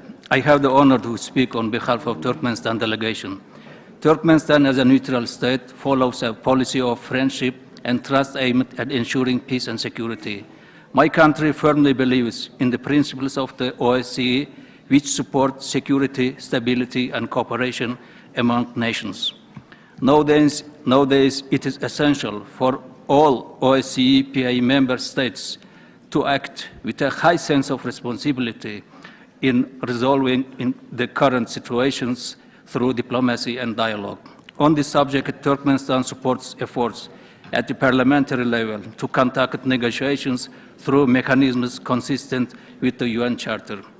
Dear colleagues, I would like to mention 2 initiatives put forward by the President of Turkmenistan, Serdar Berdimuhamedov, at the 78th session of the UN General Assembly related to peace and security. The first initiative is related to begin discussing the possibilities of developing a global security strategy based on the principles of the UN Charter and international law, taking into account current realities. Such strategy should include preventive diplomacy and using the potential of neutrality for the peaceful settlement of disputes. The second initiative is related to create, under the auspices of the UN, the format of the Conference on Security in Central Asia and adjacent zones, the purpose of which is to develop approaches and solutions aimed at bringing closer efforts of the Central Asian countries and world community in the ensuring sustainable conflict-free development of the region. We believe that these proposals will be supported by the OSCE member states.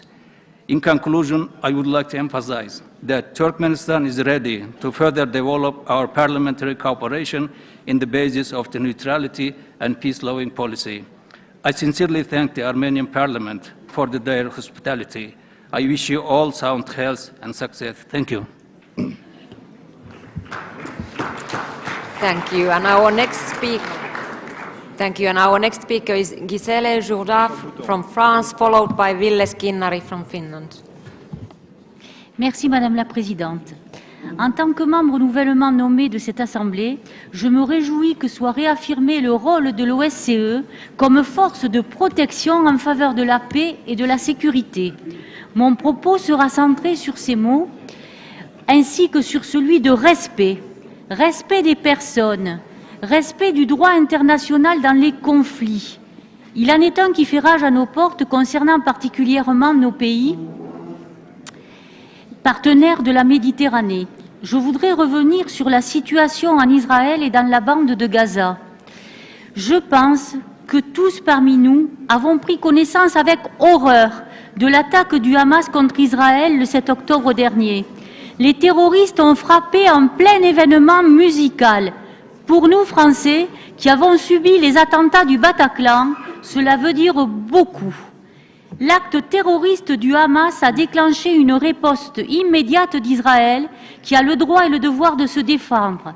Et un déluge de feu s'est abattu sur Gaza en faisant un champ de ruines, écoles, hôpitaux détruits, les survivants étant poussés sur les routes de l'Exode.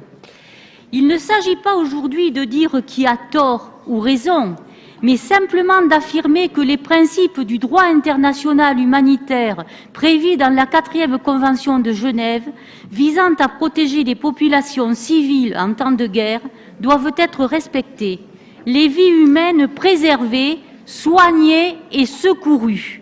Ce pilier essentiel et fondateur du droit international doit être sanctuarisé. L'embrasement de la zone du Proche-Orient nous rappelle que des solutions politiques doivent prévaloir et que la seule solution viable est celle à 2 États afin que Palestiniens et Israéliens puissent pacifiquement y coexister et que nous ne voyions plus des victimes d'un côté et de l'autre massacrées et ne pouvant tout simplement pas vivre dignement sur la terre qui est la leur.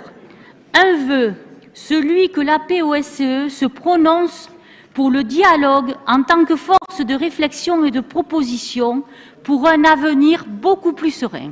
Je vous remercie. Merci. And the next speaker will be Ville Skinnari from Finland, followed by Andrei Savinuk from Belarus.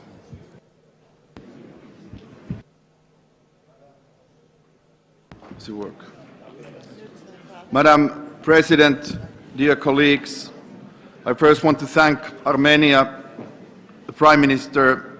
It was very interesting to listen to the crossroads of peace concept, and I warmly welcome this kind of a comprehensive idea of including crucial pieces of security under one umbrella. So thank you for this, and I think it's also a message to all of us that don't be naive, but remain the positive attitude when it comes to peacemaking, when it comes to sustainable solutions. Ladies and gentlemen, yes, the international institutions and organizations are in crisis. OSCE represents one of them. But we have to remain confident and even positive that we work on these common solutions at all levels. And therefore, of course, for myself, for Finland, it's so important that at the same time, although we condemn all the violations of international order, we are trying to build up the international collaboration as we know it. But the question remains, Madam President, as you yourself said, how OSCE can help rebuilding the trust, how it could act as a platform of different solutions, how it could work at the regional level, and how it could localize itself and pursue sustainable peace. And big questions can only be solved if other forum starts to deliver. It means that we have to really work once again at the global level in order to be successful.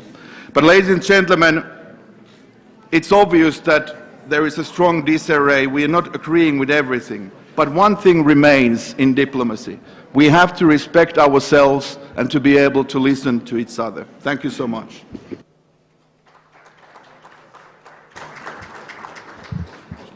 Thank you. The next speaker will be Andrei Savinek from Belarus, followed by Mr. Kyriakos Hadiani from Cyprus. Уважаемые участники Ассамблеи, мы являемся свидетелями начала фундаментальных сдвигов в структуре баланса сил и безопасности Европы и Евразии. Приходится констатировать, что ОБСЕ так и не смогла превратиться в полноценную организацию по безопасности.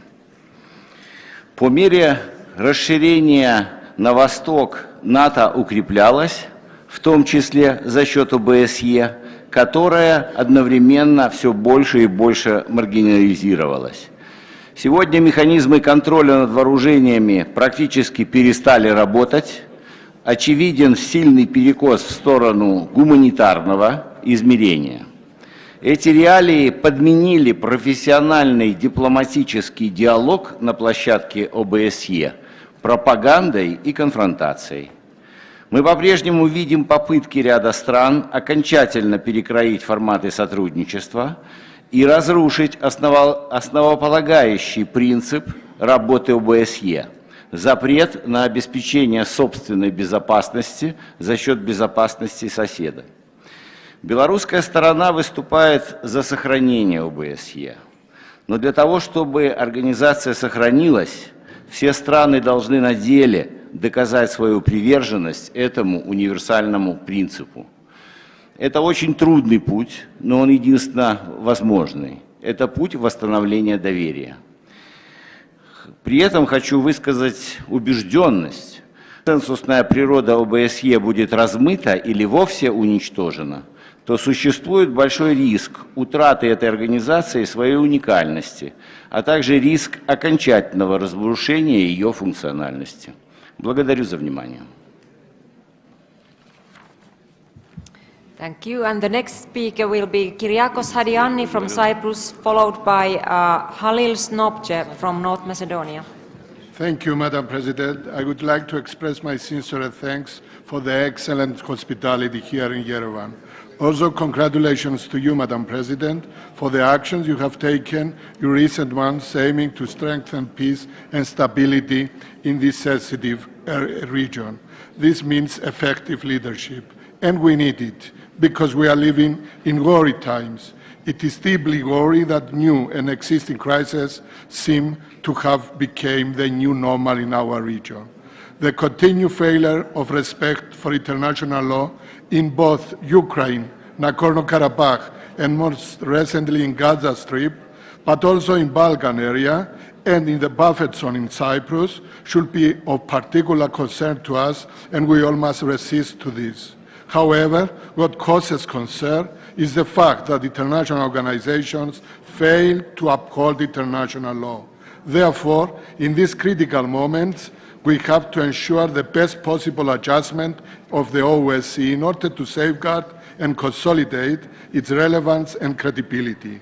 The OSCE should remain strong and lead a coalition supporting democracy, because exactly today what we are experiencing is the behavior of authoritarian regimes.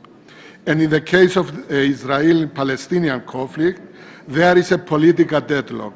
Hamas' horrible act of attacking Israel with the aim of destroying it is being condemned and is barbaric. But also barbaric is the use of civilians as a military shield. We clearly condemn Hamas as a terrorist organization unique for its barbarity, and for sure is not a liberation organization as some claim. We condemn everyone who stands by Hamas in any other way. The state of Israel has every right to defend the state and its people.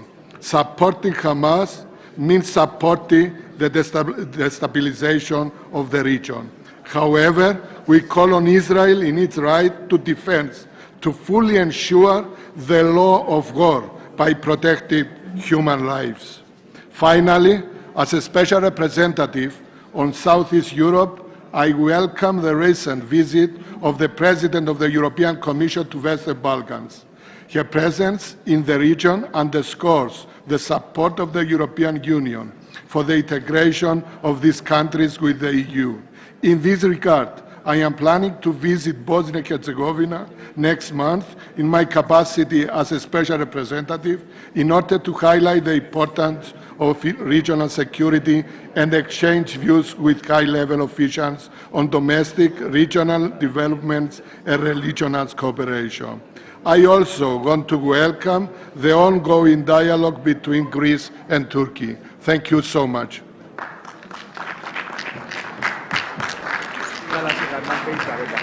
Thank you. The next speaker will be Halil Snopke from North Macedonia, followed by Lilith Minassian from Armenia. Thank you, Madam President, dear colleagues. In the 21st century, the international and European context has never been so worrying. We are living in a challenging time full of tragic events, including Russia's relentless aggression in Ukraine, the displacement in Armenians from Nagorno-Karabakh, and the conflict in Israel and the Gaza Strip. The latter is approaching its second month, resulting in an alarming number of victims, pain and suffering. Of course, all these revivals of war put the world at an unprecedented risk of derailment into the darker aspects of humanity. Meanwhile, as you know, closer to the European Union, another act of aggression has taken place. It happened on September 24th in Kosovo. The northern part of the territory was attacked by a well-armed group of paramilitary terrorists who were trained, equipped and financed by Serbia.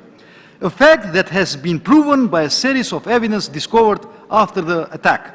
Thanks to the professionalism of the police forces, Kosovo has managed to avoid an uncontrolled escalation, which was the goal of the paramilitary criminal group controlled by Belgrade.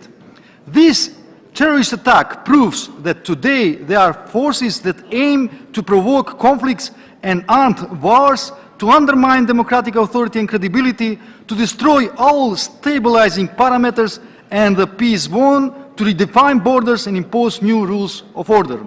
In the Western Balkans, we have destabilization efforts in a rotating manner in Bosnia, Montenegro and Kosovo, plus the issue of North Macedonia regarding the start of negotiations in EU.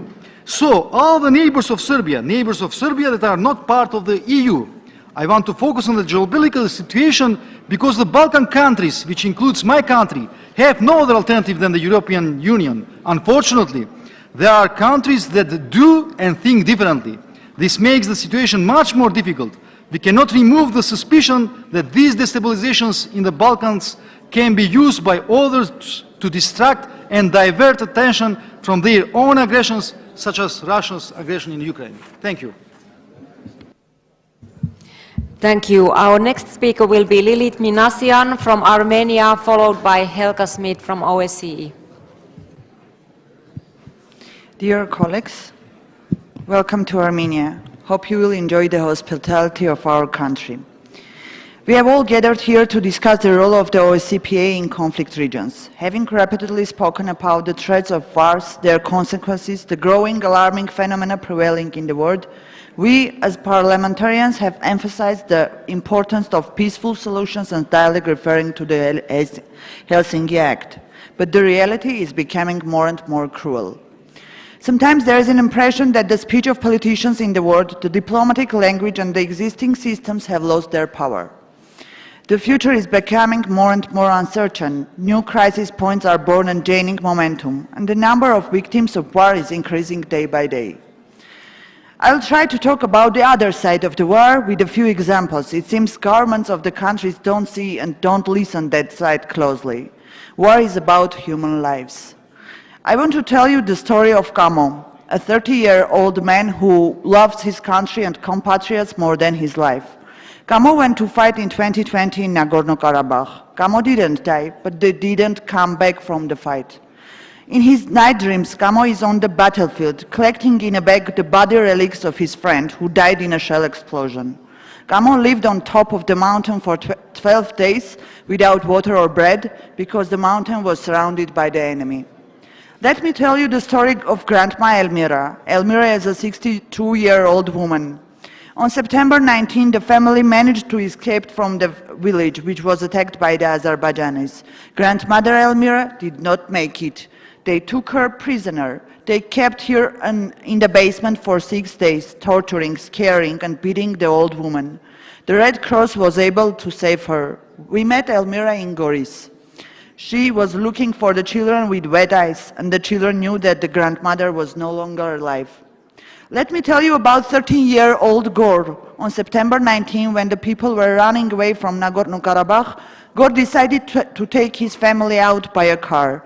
The 13-year-old boy drove his 8-member family to Armenia for 55 hours. During 55 hours, they neither slept nor ate. Gor has seen the war in all its colors. I am telling the stories of living people to understand that the ceasefire is not the end of the war. Thousands of people who see the consequences of the bombs cannot live anymore as before. I told you the stories of Kamo, Elmira, Gor, their names could be Ivan, Taras, Suleiman, Kamel, Zaida, Abdul, John, Emily. War is about human lives. It is the duty of all of us, politicians, to see the suffering of these people, to hear the cry of their souls. All our humanity is crying out for peace today. We should not continue to talk about the right of or wrong sides of the conflicts. We must force the world to stop the cannons, the violence, the hatred. Delayed weddings are made, and the children that will be born are few. But they believe that oil and gas is ultimately not more expensive than their lives. Today, peace is mandatory. Thank you.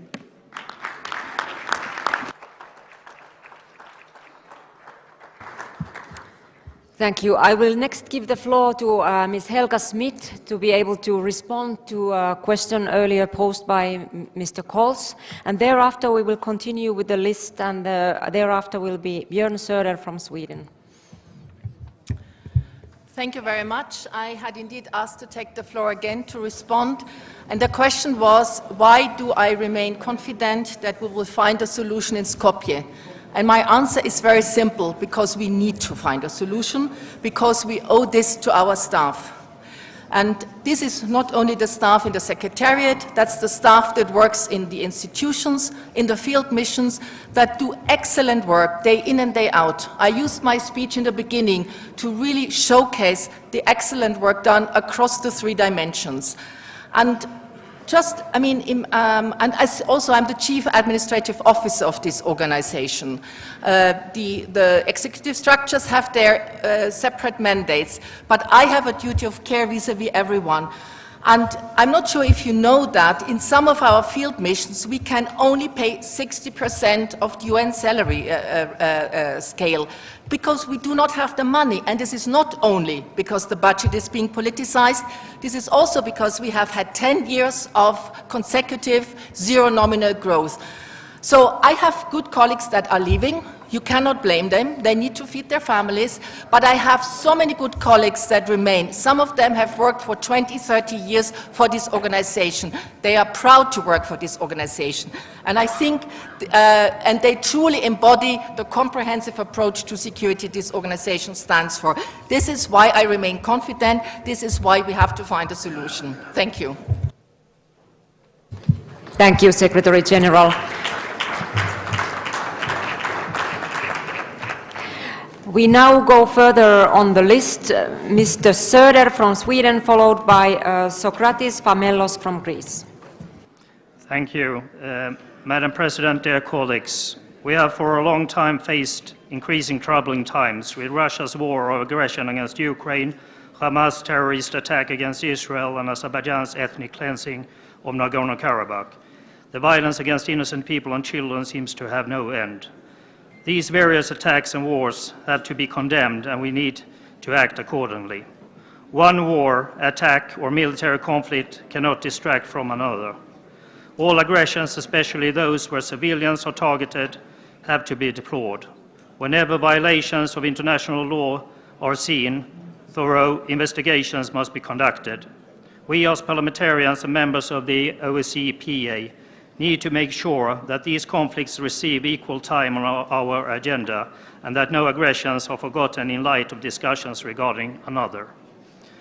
The OSCE must continue to stand up for the right of Ukraine, not only to defend its people, but also to take back its entire territory. I will also address two other and urgent matters. Israel has every right to defend its citizens and its territory. The disgusting acts of terror by militant Islamists cannot be condemned enough. Let us be clear, this Assembly stands united with Israel, one of our partners for cooperation. In the aftermath of the terror attacks, we shall also be grateful for participating states within the OSCE that sends a clear and loud message that support of terror organizations never will be accepted. The action taken in Germany to prohibit pro-terror propaganda and meetings will hopefully be followed by many more. Lastly, being here in Yerevan shows a sincere and true commitment from us for all those who had fled from the Azerbaijani aggression on Nagorno-Karabakh. The acts of war must be condemned, such as the lack by foreign troops we saw in keeping the Lachin corridor safe and open. It must be condemned. We need to stand with the people who have lost family members, relatives and friends, because as parliamentarians of the OSCE, we have a duty to uphold the founding principles of the Helsinki Act and safeguard human rights, not only in words, but also in finding real solutions in fighting evilness whenever it occurs. Thank you. Thank you. And the next speaker will be Sokratis Famellos from Greece, followed by Mr. Johan Buser from Sweden. Thank you. Dear President, dear colleagues, first of all, many thanks to the organizers and our Armenian friends. Dear colleagues, conflicts in our neighbor are escalating, and the institutions of multilateral diplomacy that we have built to prevent war and promote peace are in deep crisis. OSCE is probably faced with one of the worst moments of its history. It's now more important than ever that we all do our part in stepping our efforts to strengthen all dimensions of security, including human rights and the rule of law. That's why I believe that our country, Greece, also our organization, as well as other countries, could do much more towards the ceasefire in the Ukraine or Gaza for supporting populations that are faced with conflicts, such as in Nagorno-Karabakh. That's why our government, Syriza, tried the best to resolve the name issue with North Macedonia to unlock the European perspective of the Western Balkans. And that's why we decide as a party to strengthen our representative in OSCE and the Council of Europe, because we believe to support the bilateral and multilateral diplomacy is the base that we have to solve problems with international law, and the only path is the peace and security. And we believe that the lack of international and particularly European leadership in the struggle for actions, not works, for peace and democracy has a high cost for tens of thousands of people in Ukraine, in Israel, in Gaza, and in Nagorno-Karabakh. We need a clear message, not only against the illegal invasion of Russia in Ukraine, but for the ceasefire and peace on the basis of international law. In the Middle East, it's not enough to condemn the terrorist attack of Hamas and speak about humanitarian law. We need to stand with UN Secretary General in supporting an immediate ceasefire in Gaza to open the way for peace and return of hostages. In your region, it's not enough to support a sustainable peace agreement between Armenia and Azerbaijan in the framework of the Brussels process. We must condemn the Azerbaijan attack and ensure that peace is built on the basis of full respect of the territorial integrity of Armenia, with guarantees on the rights and safety of the Armenian population, including those who wish to return to their homes, and protection of Armenian cultural heritage moment. Dear colleagues, today more than ever, we must support a new global peace movement, both in streets but on diplomatic level also, to press leaders and governments in this direction. Thank you very much.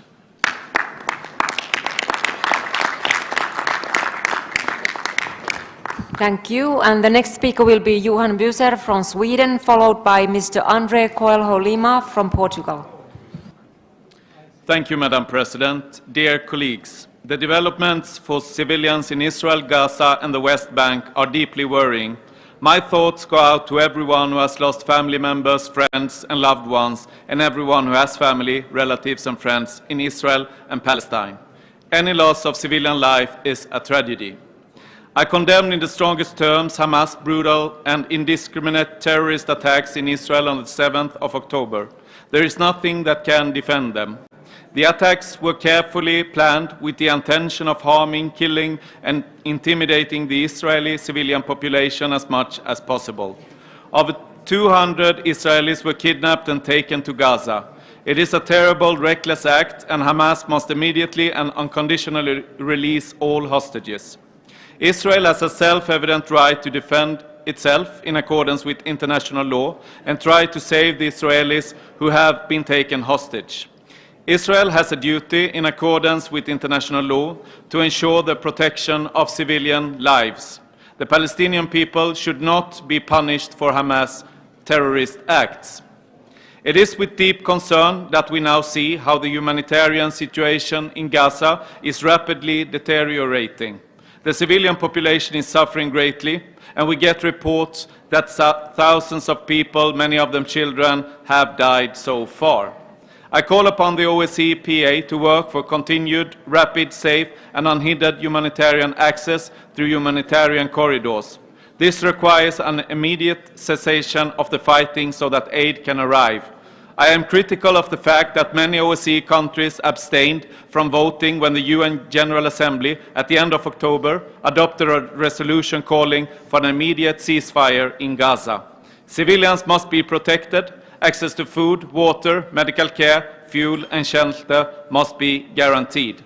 I also welcome the fact that the ICC is investigating whether war crimes have been committed in Gaza and in Israel over the past month. Thank you.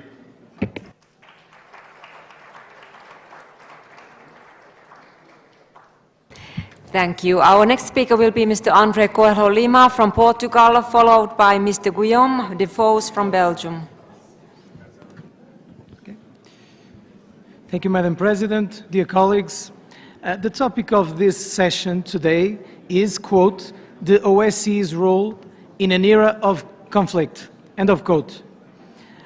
So my question is, what is OSCE's role if not in an era of conflict? Defending democracy, defending human rights, defending the rule of law. Of course, we wish not to have conflicts between member states. Of course, we should work in order to achieve peace between member states. But our role is especially when there are indeed conflicts, working to end them, working to finish them. So this question is not only, I think, the main question of this autumn session. This is the main question of the whole OSCE's existence. How to deal with conflicts between member states. Do we or do we not vote for having a position on those conflicts? What powers do we have through our parliaments to have a respectable and respected position? What means can we have as an organization of parliamentarians to indeed intervene on solving these conflicts? Which intervention should we have? So this is the question we should debate for the whole session and not only this afternoon. I think this important question is only being made because, if you allow me, OSCE got used to existing without the existence of military conflicts between the member states. OSCE must have a courageous leadership, one that isn't afraid of taking a stand, one that isn't afraid of having a position, like our president is doing, being on the ground in Nagorno-Karabakh after Armenians being expelled from their houses and from their jobs. So, having a role in an era of conflict was the reason why OSCE was formed in the first place. We should work to achieve peace, but if there isn't peace, this means that there's work to be done for OSCE. Thank you.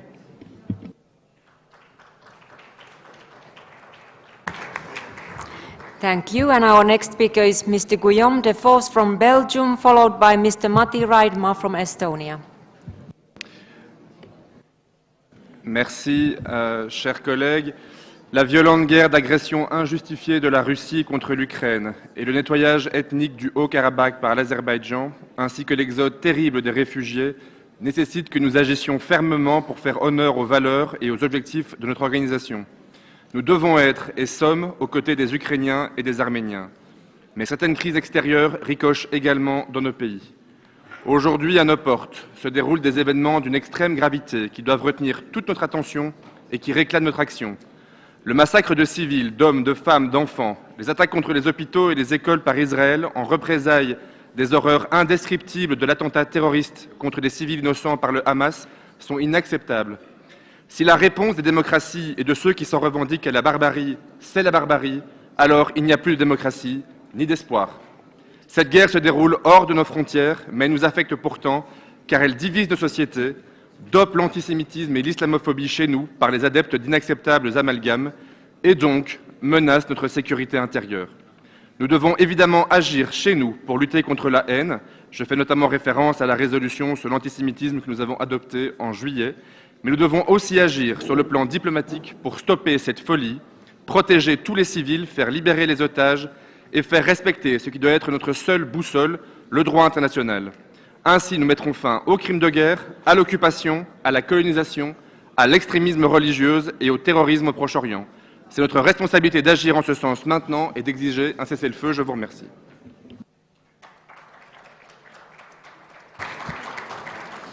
Merci. And our next speaker will be Mati Raidma from Estonia, followed by Christian Vigenin from Bulgaria. Thank you, Madam President.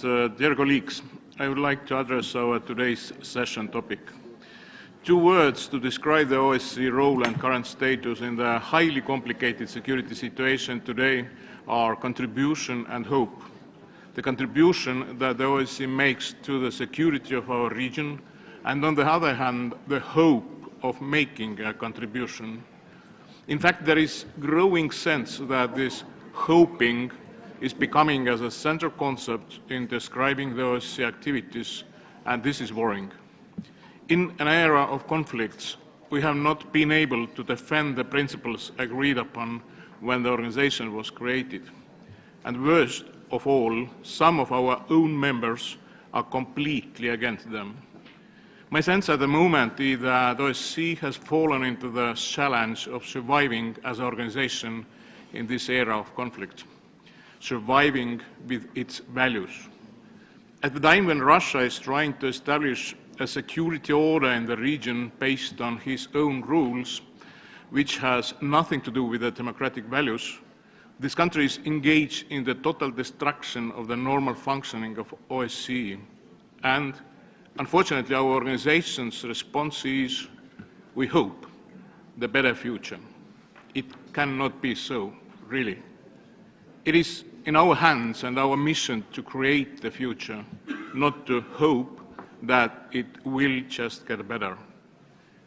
In conclusion, I would like to confirm that Estonia believes in the important role of OSCE, stands with OSCE, and has strong willingness to contribute to the organization's future. Thank you. Thank you. And our next speaker is Christian Vigenin from Bulgaria, followed by Mr. Thanasis Papathanasis from Greece. Thank you, President. I would like to first thank our Armenian colleagues for their hospitality. They were able, under very difficult political conditions, to welcome us in the best possible way. Secondly, forgive me, but I would express some disappointment that the Secretary General Helge Schmidt did not find another 30 minutes to listen to us until the end of this event. She would have heard some good words about OSCE that I will do now. OSCE is a unique organization with its developed structure of bodies and institutions. During its years of existence, it has exercised strong influence not only on the development of the participating states, but also globally. 1 billion people are behind us and expect us to be as wise as our predecessors and defend peace, security, and I would say to help ensure the very existence of the humankind. OSCE has done that before, and I believe it can do it again. So my plea is to all decision makers, save OSCE. I ask Russia to unblock the organization because its work is in the benefit of each and every citizen of our planet, including all Russians. I'd like to add something. We focus on security in this panel, but there is no security without respect of human rights. Only free people can build lasting peace and security. There is no security without democracy. Only truly democratic states can build cooperation and respect to each other. True democracies do not wage wars against each other. OSCE is especially well positioned and equipped to achieve results in both these areas. Finally, OSCE is the forum for dialogue, but not dialogue for the sake of having dialogue. Dialogue can bring results only if it is based on goodwill, principles, and values. Actually, everything we do will lose its importance if we start making compromises with our values. Let's not do that. Thank you. Thank you. Our next speaker is Thanasis Papathanasis from Greece, followed by Carina Udebrink from Sweden.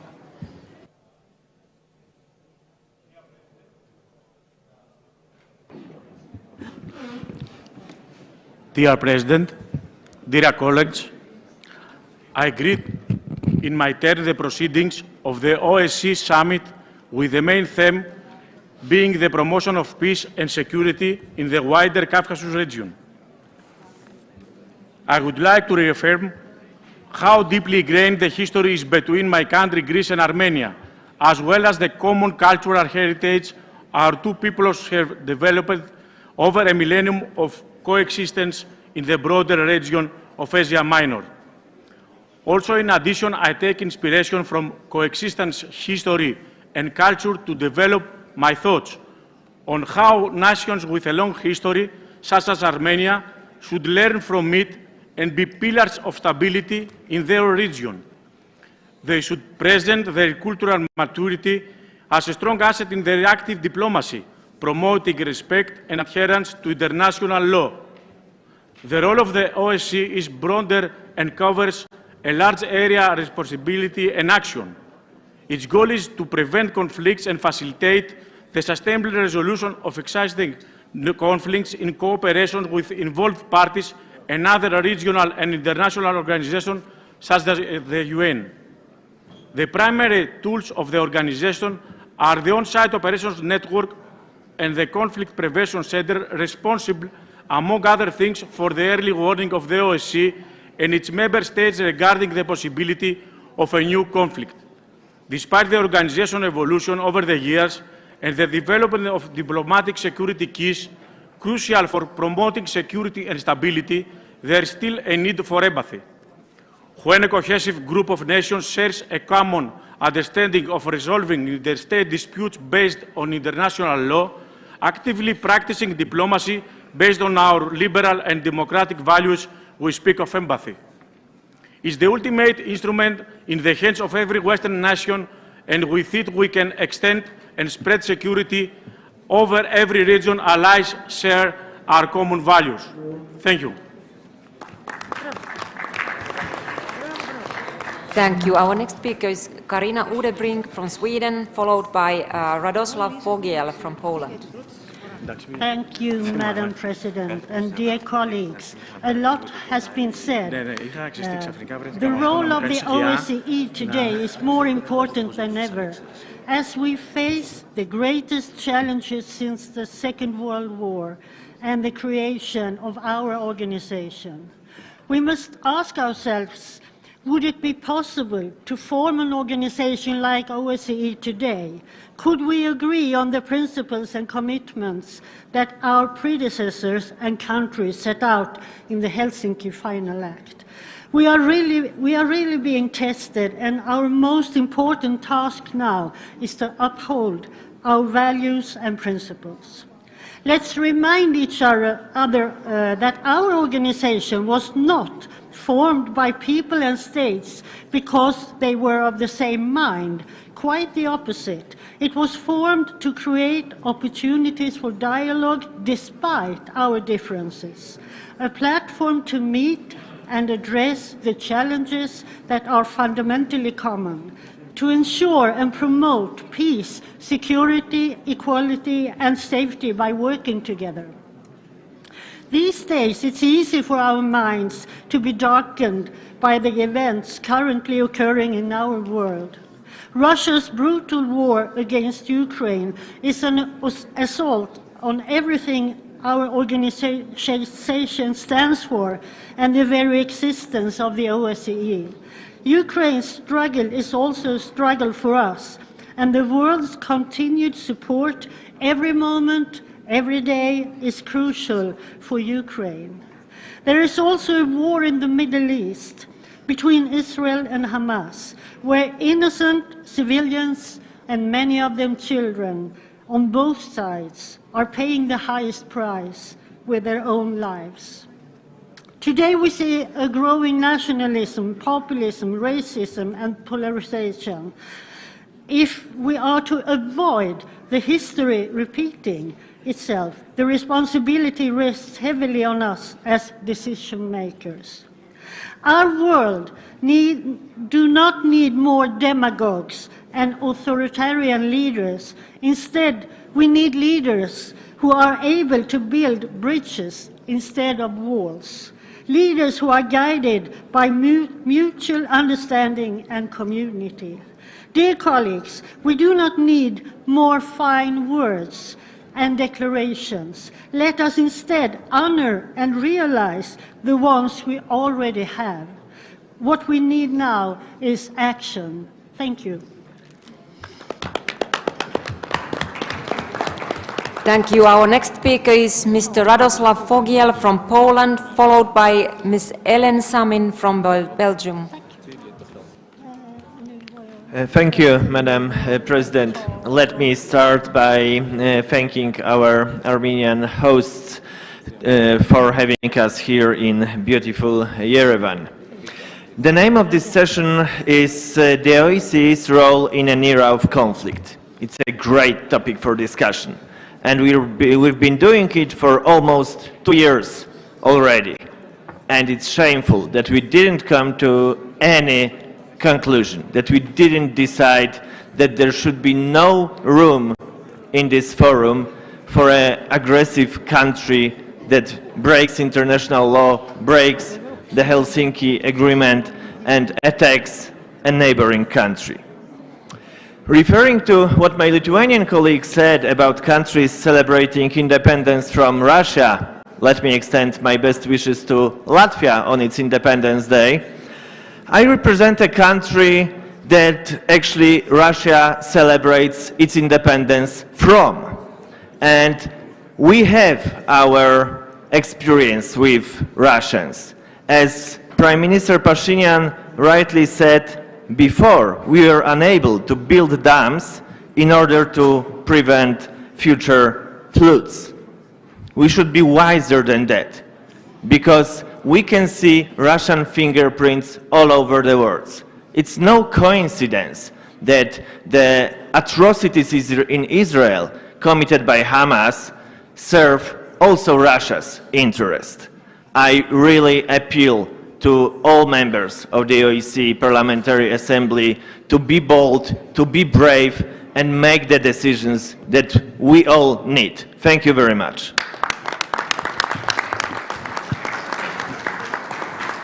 Thank you. Our next speaker is Ms. Ellen Samin from Belgium, followed by Ms. Helena Sturkenfeld from Sweden.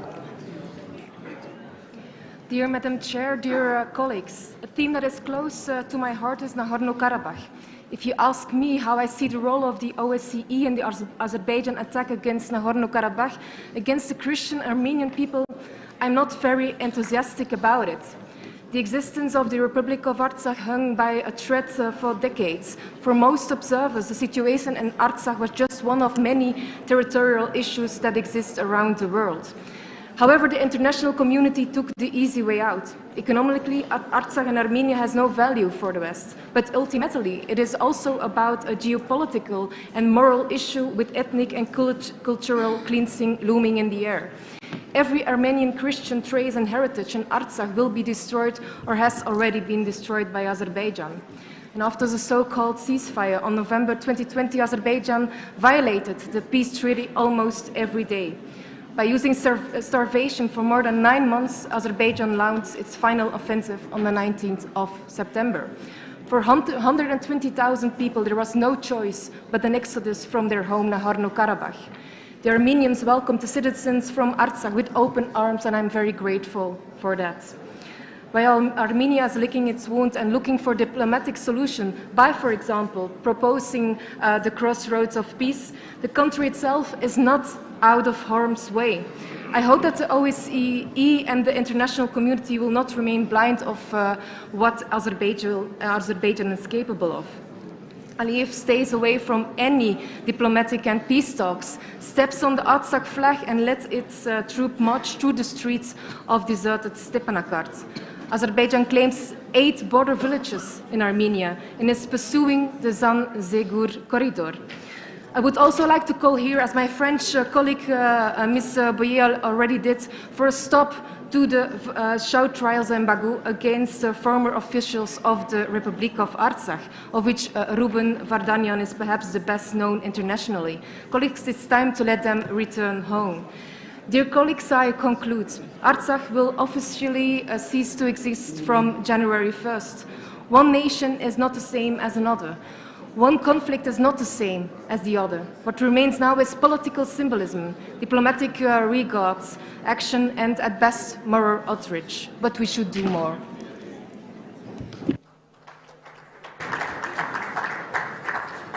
Thank you. Our next speaker on the list is Ms. Helena Sturkenfeldt from Sweden, followed by Ms. Lynn Ruan from Ireland.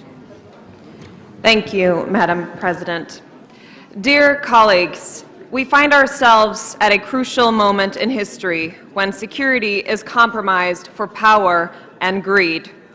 The situation is dire for democracy, for security, for human rights. The Ukraine continues to fight for freedom, and I would very much like to express Sweden's gratitude. We know what's at stake and that the sacrifices that are being made benefits us all. The Ukraine is fighting for us, so thank you. Sweden will continue to support Ukraine in all ways that we can. Terrorism plagues the world, and we must find ways to remain united. These conflicts that we're seeing are not new. They have once again risen up out of the depths of history with a vengeance. It's been made perfectly clear now that something must be done, something new and withstanding, a security order that will last. Dialogue should never be used to legitimize inefficiency. We must be resolute in our conviction. The Russian aggression will not be accepted. Terrorism will not be accepted. Ethnic cleansing will not be accepted. Let us be done with discussing the nuances and the details. It is in this context that Sweden is working to join NATO, and it's not a coincidence that we've decided to take this step at this point in time. We have finally woken up from the hard truth that we are not safe in our region and that our neighbor to the east is not to be trusted. NATO's goal is to preserve peace and security in its member states. We wish to contribute to that. The ratification of Sweden's membership in NATO will mean an increased capacity in the Baltic region and in the Arctic. In conclusion, I'd like to thank the member states that have already ratified our application. We thank you and we ask for your continued support. Thank you.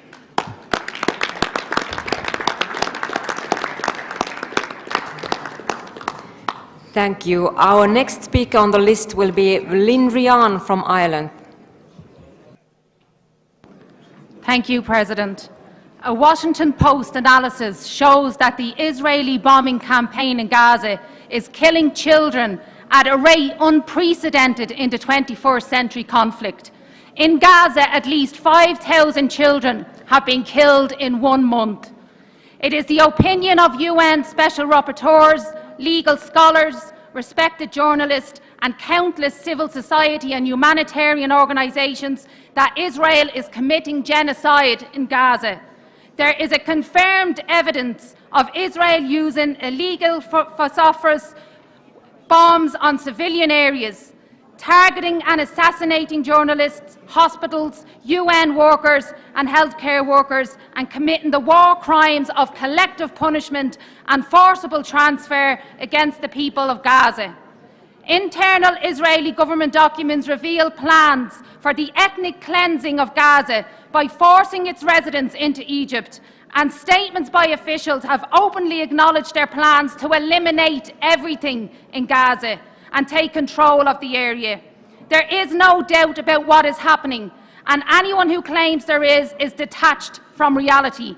Despite Israel's clear violations of the Geneva Conventions, the international community is failing the people of Palestine. In particular, the US, the UK and European leaders who continue to arm Israel. Israel's war is also a war on international solidarity and on international organisations. Israel has killed over 100 UN RWA workers in Gaza. This is a war crime. In 4 weeks, rule-based international order has been torn to shreds, and in countries like the Global South, they now see more clearly than ever that US and European rhetoric about human rights is utterly empty.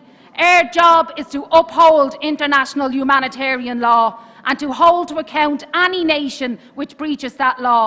It is impossible to comprehend that after 11,000 civilian deaths in Gaza, this call for a ceasefire has still not been made. European leaders must find the moral courage to issue this call immediately.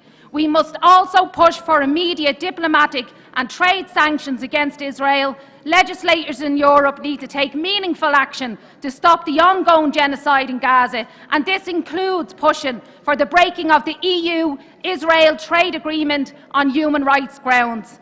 Many of our Western leaders' humanity is no longer intact. It is not too late to be completely devoid of it. We call for a ceasefire now.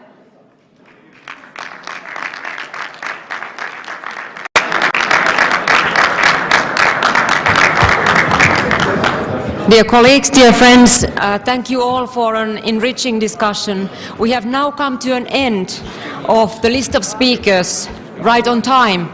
Every speaker has respected the time frame of 2 minutes, and I think that that is also one way of showing respect to one another. As commented earlier in my speech today, I said that the Ministerial Council will meet in Skopje in 2 weeks. I hope that when you get back to your capitals, you have an opportunity to discuss the role of the OSCE in your parliaments and with your foreign ministry. With this, we close our work today, and we will continue tomorrow at 9:30. Thank you, everyone.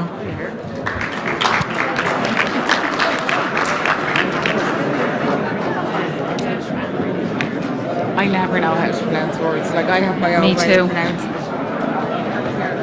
Mara says I make up new words, like.